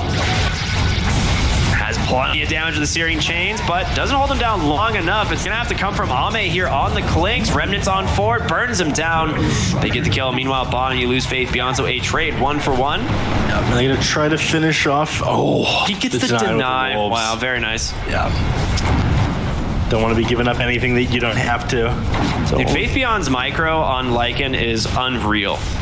What did they say, 100% win rate on the Lycan? Is that about right? Not in the tournament, but for Faith Beyond it is. Oh, yeah. Mid lane, Emo finds ZinQ once again. Ravage comes through from Y, does connect. A lot of damage being dumped onto Emo, but he does have another Astral Step still available. A lot of physical damage in from the tower, but we'll survive. Or not gonna be able to take him down, I think, either. Oh, wait a minute. He's got a Dissimulate, he's fine. Yep. patience from Emo. Yeah. So, Never worried, not even for a second. in fact, he's going to stick around. Salves back up thanks to Ollie. I'm not sure he's going to be able to find much, but at the very least, he's going to walk all the way back to base. But his TP on cooldown again. And you got runes respawning in about 20 seconds as well. I'm sure he's going to be keeping his eyes peeled for those. Bottle refill coming through from Snapfire as well. So yeah, he's fine. Right. Well, at what point do we decide that Underlord is a new carry on IG? I mean, he's super farm. This is what Underlord does, though, right? Like, he always manages to find farm. It's really what he does with it, right? Like, this hero, if he's, he kind of has, like, this Timbersaw effect where, like, you just feel so strong and untouchable that you overextend. And I don't want to say JT's doing that right now. He's pretty far forward, looking to get on top of Faith Beyond. He does have shapeshifts available. Why here, trying to bait this out. In comes Clinks as well, and JT suddenly, maybe overextending a bit, and he dies. It's almost like he went far out. Yeah, it felt invincible there, and there was absolutely no punishment for him. But at the very least, he's making space for the rest of his team. They do end up finding the kill off onto him, but right now, I think he's just trying to play catch up on Razor. He needs BKB, he needs a refresher to outscale some of these heroes. Sick Remnant there, but Searing Chains, had an illusion rune, so he's out. Yeah, like I was saying, it's basically the Timbersaw effect. You feel so strong, you feel indestructible, so you overextend, and then you die, and then your like entire momentum for the game that you've been building on this Underlord hero, it just disappears. I know, I've played games with your Underlord with you, Ricky. Of course. Yeah, good one. Only the ones that I win, though, I'm sure, because I have to carry you. But smoke up here from LGD. I'm not going to let you get back into this one. Yeah. They're going to walk right into Emo. Why? Might have to be a little bit careful. Steering Chains does connect. Burning Barrage comes through, but he's able to get out with the Dissimulate. Nothing to say, though. Doing a decent amount of work. Wise sniped on the backside thanks to the Snapfire cooking on through. But beautiful dodge there from Nothing to Say, trying to finish him off in time. Gets the Steering Chains, and one more auto attack will find it. JT leaves under the Dark Rift, but unable to grab or bring the Snapfire with him. She's not tanky enough yet. 0 stars right there. Yeah. Nobody got into that one. I mean, he made it to his destination. Maybe a 1 star. They didn't even bring the rest of them. They didn't even bring the corpses. It's like one of those scenarios where like your Uber just like cancels the ride after they get to your desk, after he like shows up at your like house, and you're like, oh, cool. Yeah. After he's there. Realizes that it's you again. He's like, never mind, I don't want to be here. Canceling. Nice Nightmare. They get the deny on the Invis rune. Pretty sick play there from Ollie. Cooking on forward from Frisk. JT. Gonna force the Ravage from wide. Even gonna pick him off. Nothing to say. Inside the Roach pit. Catches the Remnant. Even gets bashed as well. Gets the kill. Remnants away. Style here from Nothing to Say. And we were never worried. I'm sure he was a little bit for a moment, but yeah, until he's a little bit concerned Roshan would bash him again. Dude, if you get double bashed by Roche there, he definitely dies. Yeah. Radiant's bottom tower is under It was close. JT now going for the Rod of Atos. You do need it this game against the Ember Spirit. It's going the Aghanim Scepter. I mean, we've seen this many times, just these brown boots into sometimes wand or just stick, rushing the Aghanim Scepter. Faith Beyond on his way to the helm of the Overlord. I mean, I feel like it's good when it's a nice save. This game, it's not amazing. I don't think Snapfire is ever going to be getting that close to people. Now you just throw the Underlord in, right? Like, he's a big slug. He's immobile. He needs some help. If he doesn't just get killed immediately as he goes in. Yeah. He's somewhat tanky, but damage coming out from Clinks as the game goes on can be a little bit scary. Yeah, right now, Fly farming pretty dang well here on the Razor, trying to keep pace with Ame, of course, on this Clinks, who top of the net worth once again. No surprise there. Meanwhile, mid lane, Emo. He gets his Searing Trains on the money. Does not have the Ravage, but double Astral steps away. Gets one more side fist. They get the kill, and Faith Beyond already here on the Lycan looking for the tower. They get the fortification.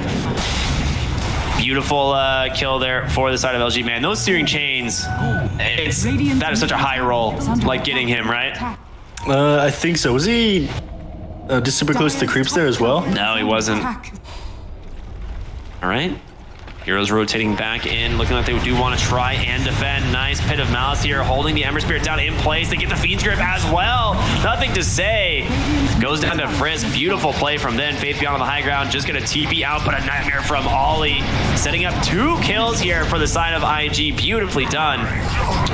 Onto 2 of their cores. They didn't get the Clinks, who is the most farmed on their team right now, but this does set them up inside the pit. Taking this might be a little bit ambitious. I mean, JT does have a little bit of bonus damage damage, and Fly has static link, but that's all kind of about to expire. They don't have a ton of minus armor. They do find the Weaver. Jinq forces the time lapse, gets caught by a dust as well. That's gonna be a third kill. Now looking for Y. Another nightmare from Ollie. The chase down from Fly. He's got the static link. He's got the other storm. Make it 4. LGD just sticking around way too long. And they're looking to go and Roshan themselves. Now, that doesn't work anymore. Nice try, though. Firestorm does not affect Roshan. It dipped for a little while, and again, percentage-based damage took him down pretty quickly. It was ridiculous. Everyone just run under Lord mid, get level 7, and then head to the pit. They're going to try to prevent this one. I mean, he can do a lot of damage here. Ame here, they see it with the sentry. He's going to need help. Nice 2 hero slide of chains, but Ame stuck inside the pit, drops that. I mean, he just got blown apart. That's like the worst thing that can happen is just losing yourself on the clinks there. Everyone of them Fly get back to base, nothing to say, try this out, but yeah, Clink's too far forward, doesn't have the BKB yet, it's way too easy to step on him when you don't have it.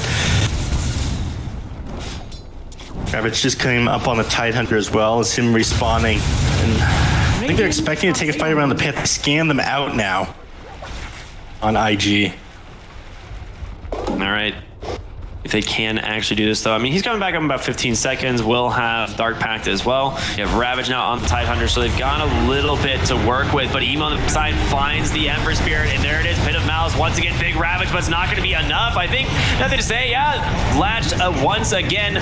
Weaver walks on in. Jinq to fall, and very well done here from the side of IG as they pick themselves up 2 quick kills, looking for more potentially. Pit of Malice is going to build a catch once again. Remnant holding Faith Beyond in place. More kisses from downtown into a feed script. Baby, they get 3. Razor just trying to get away from these Lycan units. No, never mind. He's changed his mind. He's running down his helm with the Overlord. He wants that 250 gold. Yeah, he's going to get it. There it is. Okay.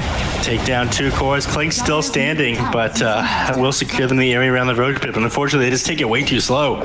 They take the team fight, but they're not going to be able to get any objectives off of it. They have too many ways of controlling the Ember Spirit at the current stage. Like the Yule's initiations from Emo have been really sick. He's always catching the Ember Spirit. Nothing to say, does not quite have his BKB. He's itemizing for it, but until he gets it, he's still really susceptible to the side of IG. Ollie's waiting in the trees up here for someone to shove. They can find a kill on Ember. Nah, he's gonna be fine. It's just Underlord here this time, so does take a decent chunk of damage, but we'll be all right. He's still really far from that BKB. It's like 1,500 gold away.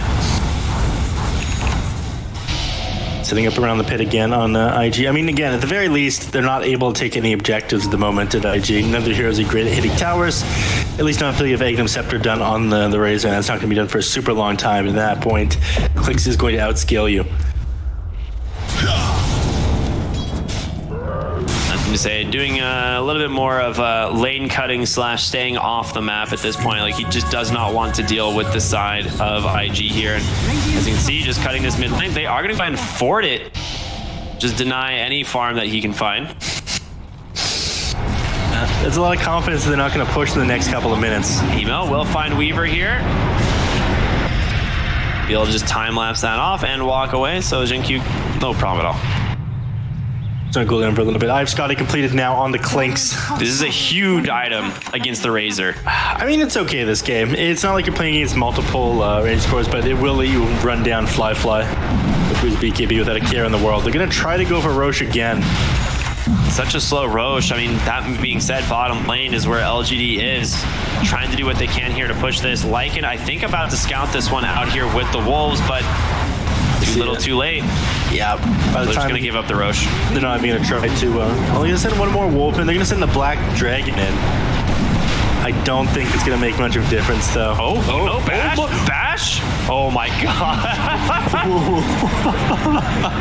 You know, sometimes you can get, going for Roche, it can really backfire sometimes. That would have been a rough one if you just got double bashed. Actually, they got the kill on the Roshan on PSG.LGD. Did he really? It was a snatch? Yeah. All right. That fireball, a lot of damage. Meanwhile, Clinks, Burning Barrage, manages to take down Fly. Ravage comes through from wide, looking to get the Bane, gets the kill. All right. The question is, can you get out here?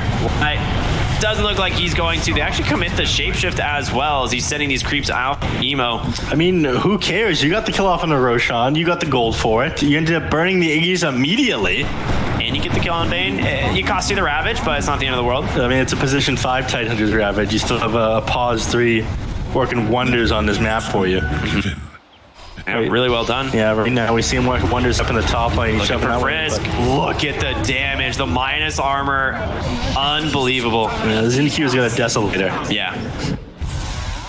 JT, he's working on a Crimson Guard or negate some of the damage from the summoning as well as from the Burning Barrage. Yeah, we were talking JinQ being one of the more carry-esque 4 positions, almost up to Emo's net worth here with a Desolator medallion on your 4-position Weaver. I try to keep them in place, but it's quite good. good. Beat down. Why? Gonna get caught here by Fly and Ollie. A lot of damage coming through from the Static Link and the Eye of the Storm. Doesn't look like anyone's gonna come help him out, so quick there for Fly. Position 5 Tidehunter still doesn't have Ravage off cooldown, so it was not worth much for them. They just let him go down. Dude, they need so many armor items on the side of IG. Like, Razor's going for the Assault Cuirass, but these supports, if this Weaver gets on top of you, like, this is like one of those old school Weaver builds, right? Where you just get this like early Deso and just start killing supports. Radiant are scanning. Man, this is scary. What about the really old school Weaver? We'd go first item Radiance. No, I don't approve. You don't remember that? No, I don't. That sounds terrible. I don't want to remember that timeline. Just do that on Weaver every game. It's kind of exist and run people down. It's like people building like Radiance on Ricky and just like walking around. It's spooky ghost mode. Yeah. Ooh, how am I burning? My HP is just going down. I don't understand. It's like that's like poor man's like Nick Starkseer combo, except it also just costs a lot of money and it's worse. Smoke up here from LGD. They're gonna see Frisk here in the river. He does have that Aghanim Scepter just completed. Absolutely terrified as he's just gonna get ran down here by JinQ. Easy kill. Goes the way of nothing to say. Okay. Yeah, they try to scat out the heroes on PSG.LGD and think about initiating, but no. Nothing to say is dropping every single remnant, and he will find the Razor. They do want to try and force the BKB. Okay, they will. A lot of damage from the Burning Barrage. He has that level 20 talent now, so you have to respect that. So no Arcane Runner, nothing to say. So the remnants will be back up in no time at all. Underlord. Off to the sign here. Gonna take a decent chunk of damage, but still very tanky. There's the Crimson Guard completed now. Radiant's middle tower is under attack. And you have Lycan plus Clinks working on that mid tier 2, gonna fall in no time. Radiant's middle tower has fallen. Suddenly LGD hitting a pretty big power spike, a 6,000 gold lead going their way. It's been pretty even up until this point. I mean, we talked about this as this game went on. After you pass like the early mid game on LEG, Underlord would fall off. Void Spirit would fall off. Your supports don't do a ton of damage either, but position 5, Tidehunter, the items that ZinQ is going for, Slyke and the Clanks, it is almost too much for them to deal with. Gobble up attempt there as they send to Emo, trying to find the Clinks, but not gonna happen. You're right though. I mean, you have like a lineup that just does not scale into the late game, whereas you're going up against arguably one of the nastiest looking late game lineups. A 5 Tide, a Weaver who's basically a core at this point, and of course, Faith Beyond's Lycan. Unbelievable. They're looking to bring the fight to you now on PSG. They got to get back. JinQ finds Ollie, quick 2 auto attacks there, plus the Sleight of Fist, finds the kill. They do manage to get on top of the Clinks here. Ame needs some help. He's going to turn around with the Burning Barrage, do what he can, trying to disengage. Emo does not have the ability to chase it. There's the Ravage. He held it the whole fight. They take down Fly. JT here stuck in the middle. Emo might be able to make it on out of here. Nice gobble up does come through. Burning Barrage, does he get the kill? He will make it out, just barely. Fiend's Grip takes down Clinks. All right. They turn the fight around. The Dark Grip takes him out with almost no HP while he catches him on the back line. They had completely forgotten about that. I'm sure they thought there was no way they managed to pull it off the amount of damage that Bane has by himself. Dude, that was a pretty Chad play there by Ollie, but The question is, they might get more, and can they? Lycan without the shapeshift, pretty mobile. Jinju coming out the backside as well, is nothing to say. Faith Beyond falling low, the right-click damage. Faith Beyond trading 1-for-1 Frisk, trying to run away from these creeps, not gonna be able to do it. But now JT, he's stuck here, and he is alone. He's a pretty tanky hero, but not tanky enough, it seems, as, well, Jinkyu gets the time lapse off, finishes him off with his Kuchi, double kill there for the Weaver. The real carry here, it seems. I'm sure his damage numbers are higher than Clink, so yeah, that makes sense. And they managed to clutch out that fight at first.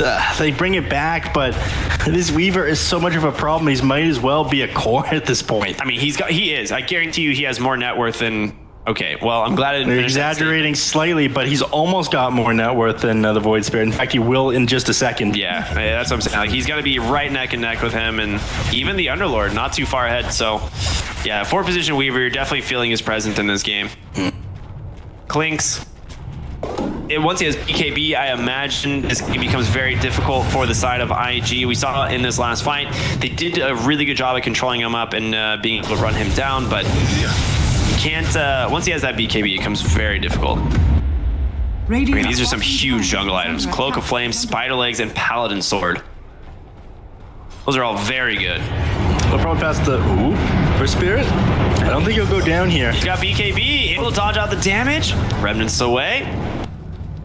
And to say, very close. Emo, good attempt there for sure. Man, you just can't quite get your way back into this game. It would be so clutch if we could find that kill, but nothing to say. Gets out. Working on increasing his magic damage right now. I mean, he had the Nether Shawl there for sure, but wanting to get that Sanj and Kaya, and they'd be able to burst down the Ember Spirit. Well, gets the Humble Overlord creep. Faith Beyond. Stole the DD for this, I guess. Zinkyu's sitting underneath a ward, so he needs to be a little bit careful. If they had a Snapfire there, they'd go for the Goblet play, but no one close by. Yeah, it looks like they're grouping up to try to find a kill on PSG.LGD. Innocence just completed his Blink Dagger.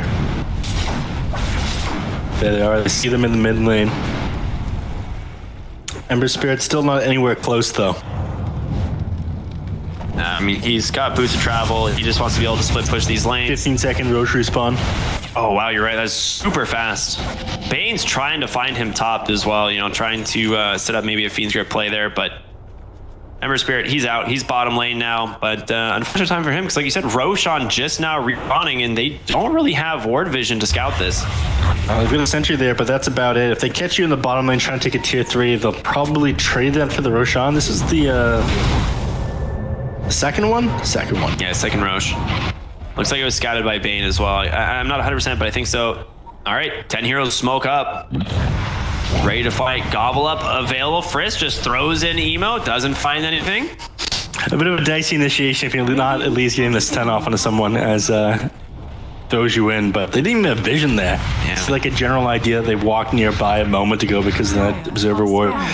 They did scan the high ground. Dire now scanning, not finding the side of LGD, but they go right into the Roche Pit, and boy, is it gonna die so fast as they have just an intense amount of physical damage, and they grab themselves the Aegis, they get themselves a shard for the Ember Spirit. Ravage just immediately dropped from Light, grabbing two. Nice Nightmare trying to keep GT alive, but no chance in hell he's making out of this one. Fly, BKB, TP home, but it's Ember looking for him on the back as he gets slight chains onto Ollie. They will take 2 heroes with the Roshan. Emo actually walked under a ward for a moment. The question is, do they continue the chase? Clink's definitely going to try and scout him out here. I think you can get away from the Clinks fairly easily. Yeah. Sky's going to slow him down for a moment, but yeah, he gets the TP out. Nothing they're able to do. Oh, nothing to say. Trying to get in with the slight chains. All right, but they can continue to push here mid lane. Lycan was caught for a moment. Fly. Forces him out with a TP. They don't have vision of it. Unfortunate. So he managed to get away. Whisper going to push down the bottom lane now. I mean, your back's against the wall here. Now 19k net worth advantage. I'm not sure what your play is to get back into this game. You can find solo pickoffs with this Bane, but it feels like you're never going to be able to take a team fight. And your Rat Dota is lacking when you compare yourselves to a Lycan, Clinks, and a Weaver. Oh, they're looking for Fly. Ember Spirit wrapping around, but you do have the Emo Void Spirit here as well. Clinks, see what they can find. Nice AoE silence, holding him in place. Emo has to be so careful, but look at Ame. Beautiful guess by Emo there. Doesn't end up going right into the hands of that Clinks. 20k net worth lead now. I mean, they want to push high ground. Only until we've got Ravage available. Thunder should have it in just a moment here if they're positioning themselves in front of the racks. Good old gobble up. Very fun ability. Yeah. He's back up to full HP. Clinks does need to be careful. He's just dead.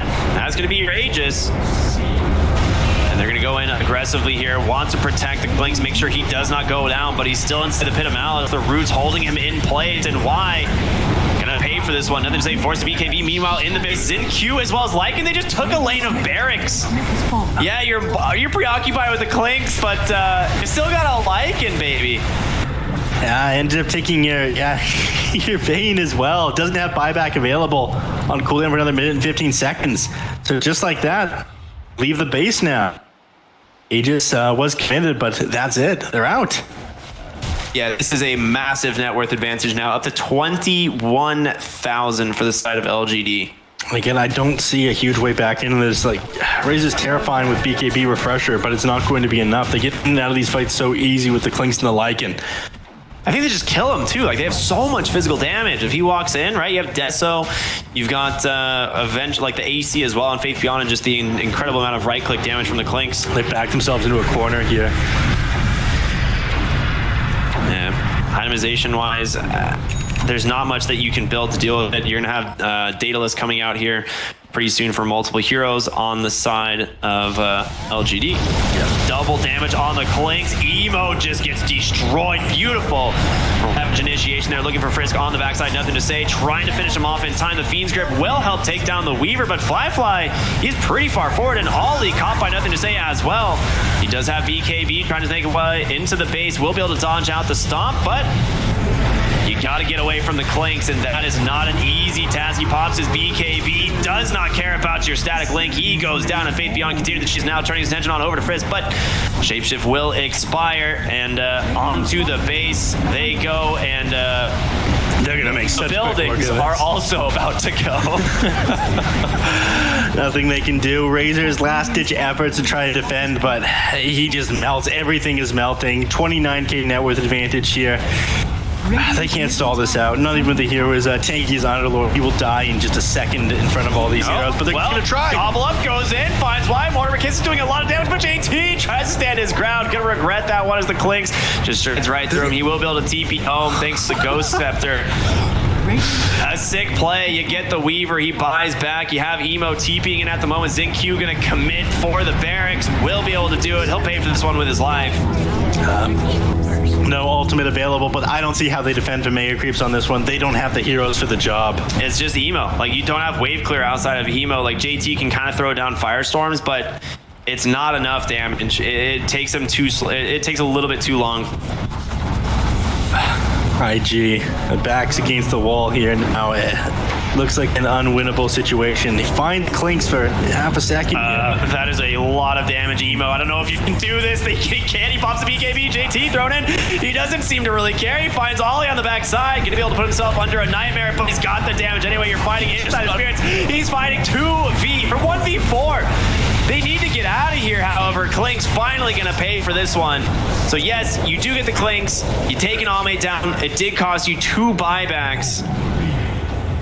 He just got Fiend's Grip up like half a second after he died too. If he had that, he would have been able to get him. BKB wouldn't have mattered, but they end up losing 2 heroes there, both coming back into the game. Wasn't hard enough already. I mean, it stalls out for 80 seconds, but you're not going to get anything in 80 seconds. Roshan doesn't respond for another, 130? Yeah, and you also have the Mega Creeps you have to deal with. Yeah, one of your heroes have to be back in the base. Ollie. It's a nice setup here, potentially, as Fly's rotating in. Meanwhile, Nothing to Say. Pops the BKB, just gets instantly Fiend's Grip, and there's the Ravage from Y. They do not want any more casualties here on the side of LGD, it would seem, as Fly pops Satanic. Will be able to just kite this one out. Gobble up comes through. Emo. Yeah, they figured he'd stand his ground and fight him, but was not so inclined. DD running out here. It's a big one for Fly. I mean, if there's any rune that's going to make a difference, it's going to be that one. But Xinqiu, he's at your tier 4s, and this is the Lichen. Okay, meanwhile, They stole defense him out. isolate the Fly. Razor, he pops the BKB, trying to take down Y. Should be able to. They're back in the tier 4s. The Satanic, nothing to say, needs to disengage. JT pulled back with the Dark Rift into the middle of the fight. Faith Beyond pops his BKB, trying to disengage. Weaver's out as well, but Faith Beyond with the BKB, can he make it out? He will. The entire team forced back by the Uber. Dark Rift bringing them back under the tier 4s. I mean, at the very least, it's hard for them to play Rad onto this. He's got himself the Crimson Guard, so he can damage block when these heroes try to blow up his racks or focus that down. But again, you're locked into your base. They're going to be able to stall this out now. Tier 4 neutral items are coming, and next time PSG.LGD decide to invade, it's going to be with a third Roshan. Yeah, and you have 100% uptime basically on the Firestorm, and he can just walk around with the Firestorm on top of himself, obviously with the shards. So decent at pushing out some of these waves, but look how slow this is. Yeah, Fly's been at this for like a good 20 seconds yeah, now. this is the big problem. You're gonna be so much slower at getting anything on the map now because you don't have great wave clear, and PSG absolutely gonna punish them every opportunity they have for this, and they're moving their way back into the base bottom lane here. Yep, keeping them boxed. They'll scatter out Roshan. JT needs to be careful. Will be able to keep himself alive for the moment thanks to the Ghost Effort, but why? Catch him with the gush. Big Fiend's Grip in, holding nothing to say down. He just gets bursted without buyback either. Fly trying to stand his ground, but time lapse on in from Xinqiu will keep himself nice and healthy, and they take down the Razor through all of that static link damage. Clinks does not care. And Lycan trying to do what he can. Emo. Nice gobble up attempt here onto the backside. Can they actually take down the Clink? Silenced up. Meanwhile, you got Faith Beyond and Xinqiu just focusing down the barracks. They do not care. GG comes out, and LGD objective gamers as they take the series 2-1. And this finishes them first place with a clean 7-0 record here in the DPC. It's hard to say, you know, it's not expected, but this is such a strong team. They looked incredible from day one, and they finished strong. And yeah, beautifully done. Yeah, congratulations to them for their near flawless performance. They lost a series here and there, but this is what everyone's expecting. PSG.LGD showing everyone why they were on top, second place team at TI last several years here. Yeah, I mean, it was such a fun game to watch. I mean, Faith Beyond's Lycan, an absolute treat every single time. Absolutely crushed it. Xinqiu on the Weaver, honestly, probably has to be like one of my MVPs just because of how funny this game was for him. Like, he gets that early first blood and then just like, yeah, I'm just going to be a core now. Don't worry about it. I mean, that's usually the way he goes. Just ends up getting way too much gold and stomps the enemy by himself. Yeah. If his team doesn't do it, scales into the lane.